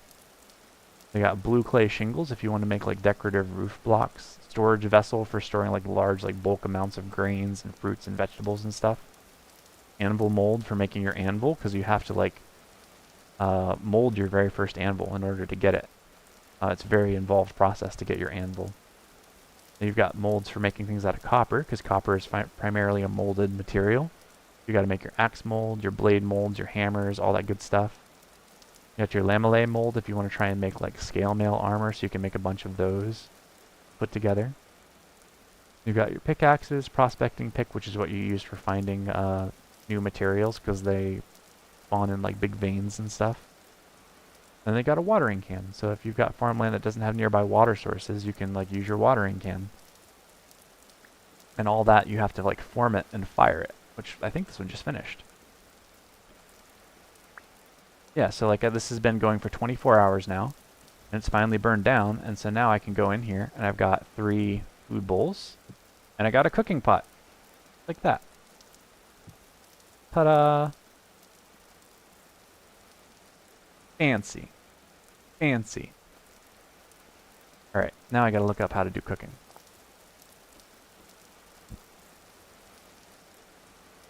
If I come in here, I go meal. Meal making. Creation of meal will allow you to subsist for longer on the food you have gathered. Create a bowl with a pot and pottery. Fire them in a pit kiln. Done. Once you have a fired pot, place it in a fire pit. This will add 4 cooking pot slots to the fire pit inventory, where you can place ingredients. You can cook many different meals by filling 2 to 4 squares of the cooking pot with ingredients. Yeah. All used slots must hold an equal amount of items. Add up to 6 of each item for 6 portions, which takes longer to cook. If you actually want to eat that meal instead of inhaling the sweet aroma, you'll need a bowl, which I already made the bowl. Place the pot containing the cooked meal down on any surface, then with an empty bowl in hand, right mouse click on the pot to fill the bowl. You can then eat from the bowl. If you want to clean out a bowl or a cooking pot without eating its contents, just toss it in some water. You can create many types of meals using the recipes below. Use 1 of each ingredient in each chosen slot to make 1 portion, or for 2 portions, every slot used by the recipe must hold 2 times the ingredients, etc. So meat stew, veggie stew, you can make soups and porridges, you can make scrambled eggs, you can make jams, all kinds of cool stuff. Simple meals such as roasted meat or cooked cattail root can simply be prepared over a fire pit, no pot required. Also see clay oven for baking bread, and a pie making guide. The tang of the berry brings out the flavor of the salmon. Yeah, it actually sounds like genuinely tasty as a concept. Especially with wild berries, because wild berries always tend to be a little bit sour. Thank you for the follow, Wild Nana. I appreciate it. Thanks for coming and hanging out. What was I doing? ADD brain. There we go. Alright, I'm going to take my cooking pot. I'm going to put it over my fire pit.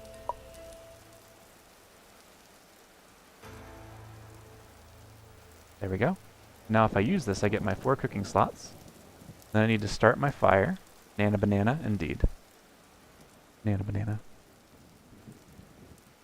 I'm going to put some wood in there.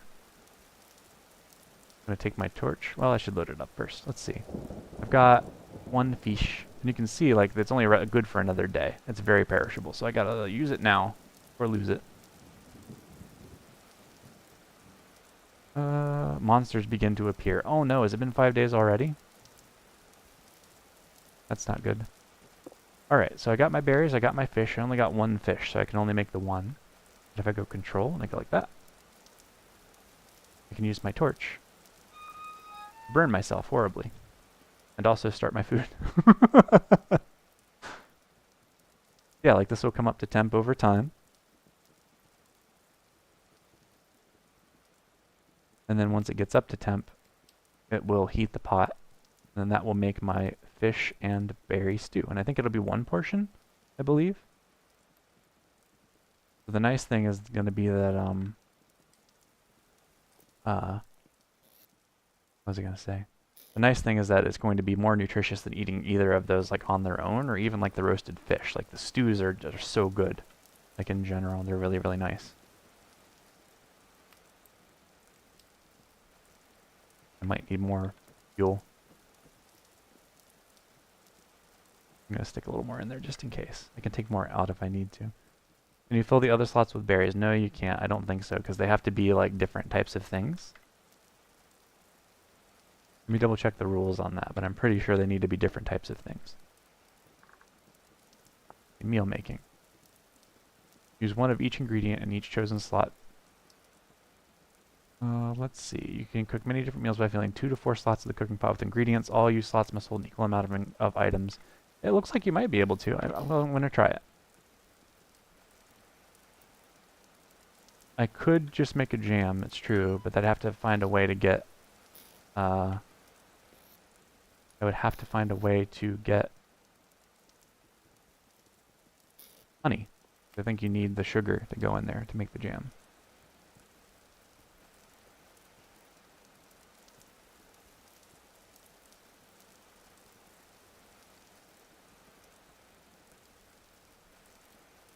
I think I'm doing something wrong here. If anyone knows anything about this game. Let's see. Place the pot. Contain the... Let's see. Cooking pot slots to the fire pit inventory where you can place ingredients. You can cook many different types of meals. Got that. All used slots must hold an equal amount of items, added to 6 of each item for 6 portions. If you actually want to eat that meal instead of inhaling, yes, you need a bowl. I got that part. Then eat from the bowl. If you want to clean out the bowl or cooking pot without eating its contents, just toss it in some water. Not cooking. Yeah, it's not cooking. You can create many types of meals using the recipes below. So meat stew. First 2 slots must be raw red meat or poultry. That's okay. Vegetable stew. Oh, okay. I see. So it has to fit some of these. First 2 slots must be 1 water and 1 vegetable. Place the water using a bucket. Okay. To make the soup, I need to do a water and then a meat. And then 0 to 2 vegetables. Okay, that's why it's not cooking. So I need a bucket.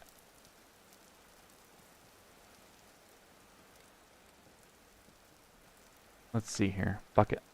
Meat or poultry? Wooden bucket. Make a wooden bucket. I need planks. That's not going to happen.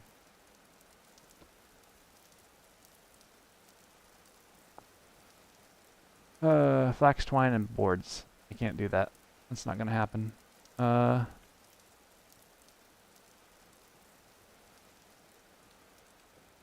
I just missing something here?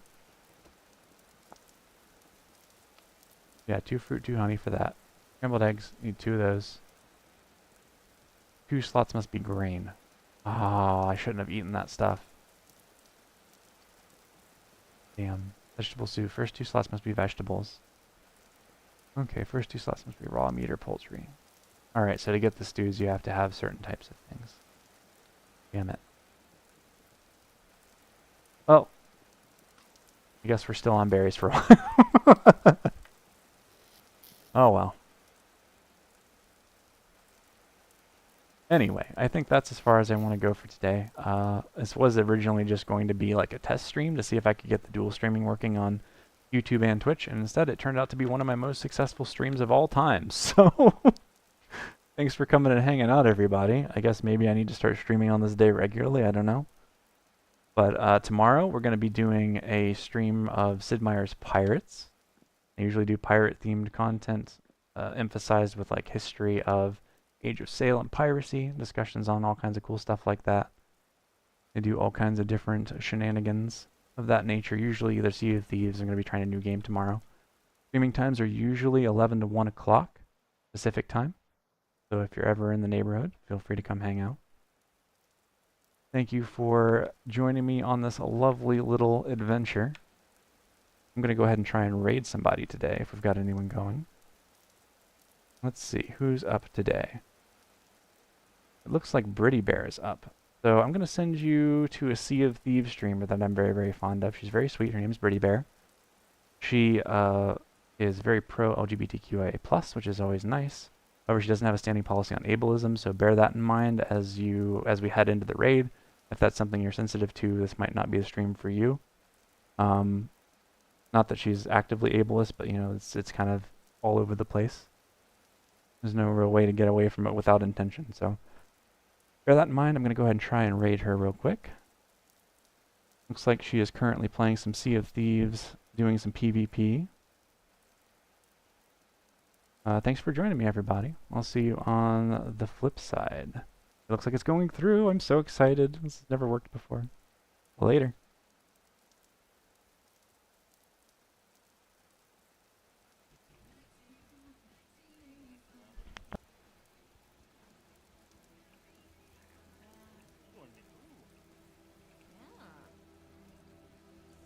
Eris, thank you for the raid! How was your stream? Welcome in! What'd you get up to? Hacky, thank you. Steph, hello! Relic, thank you for the lurk!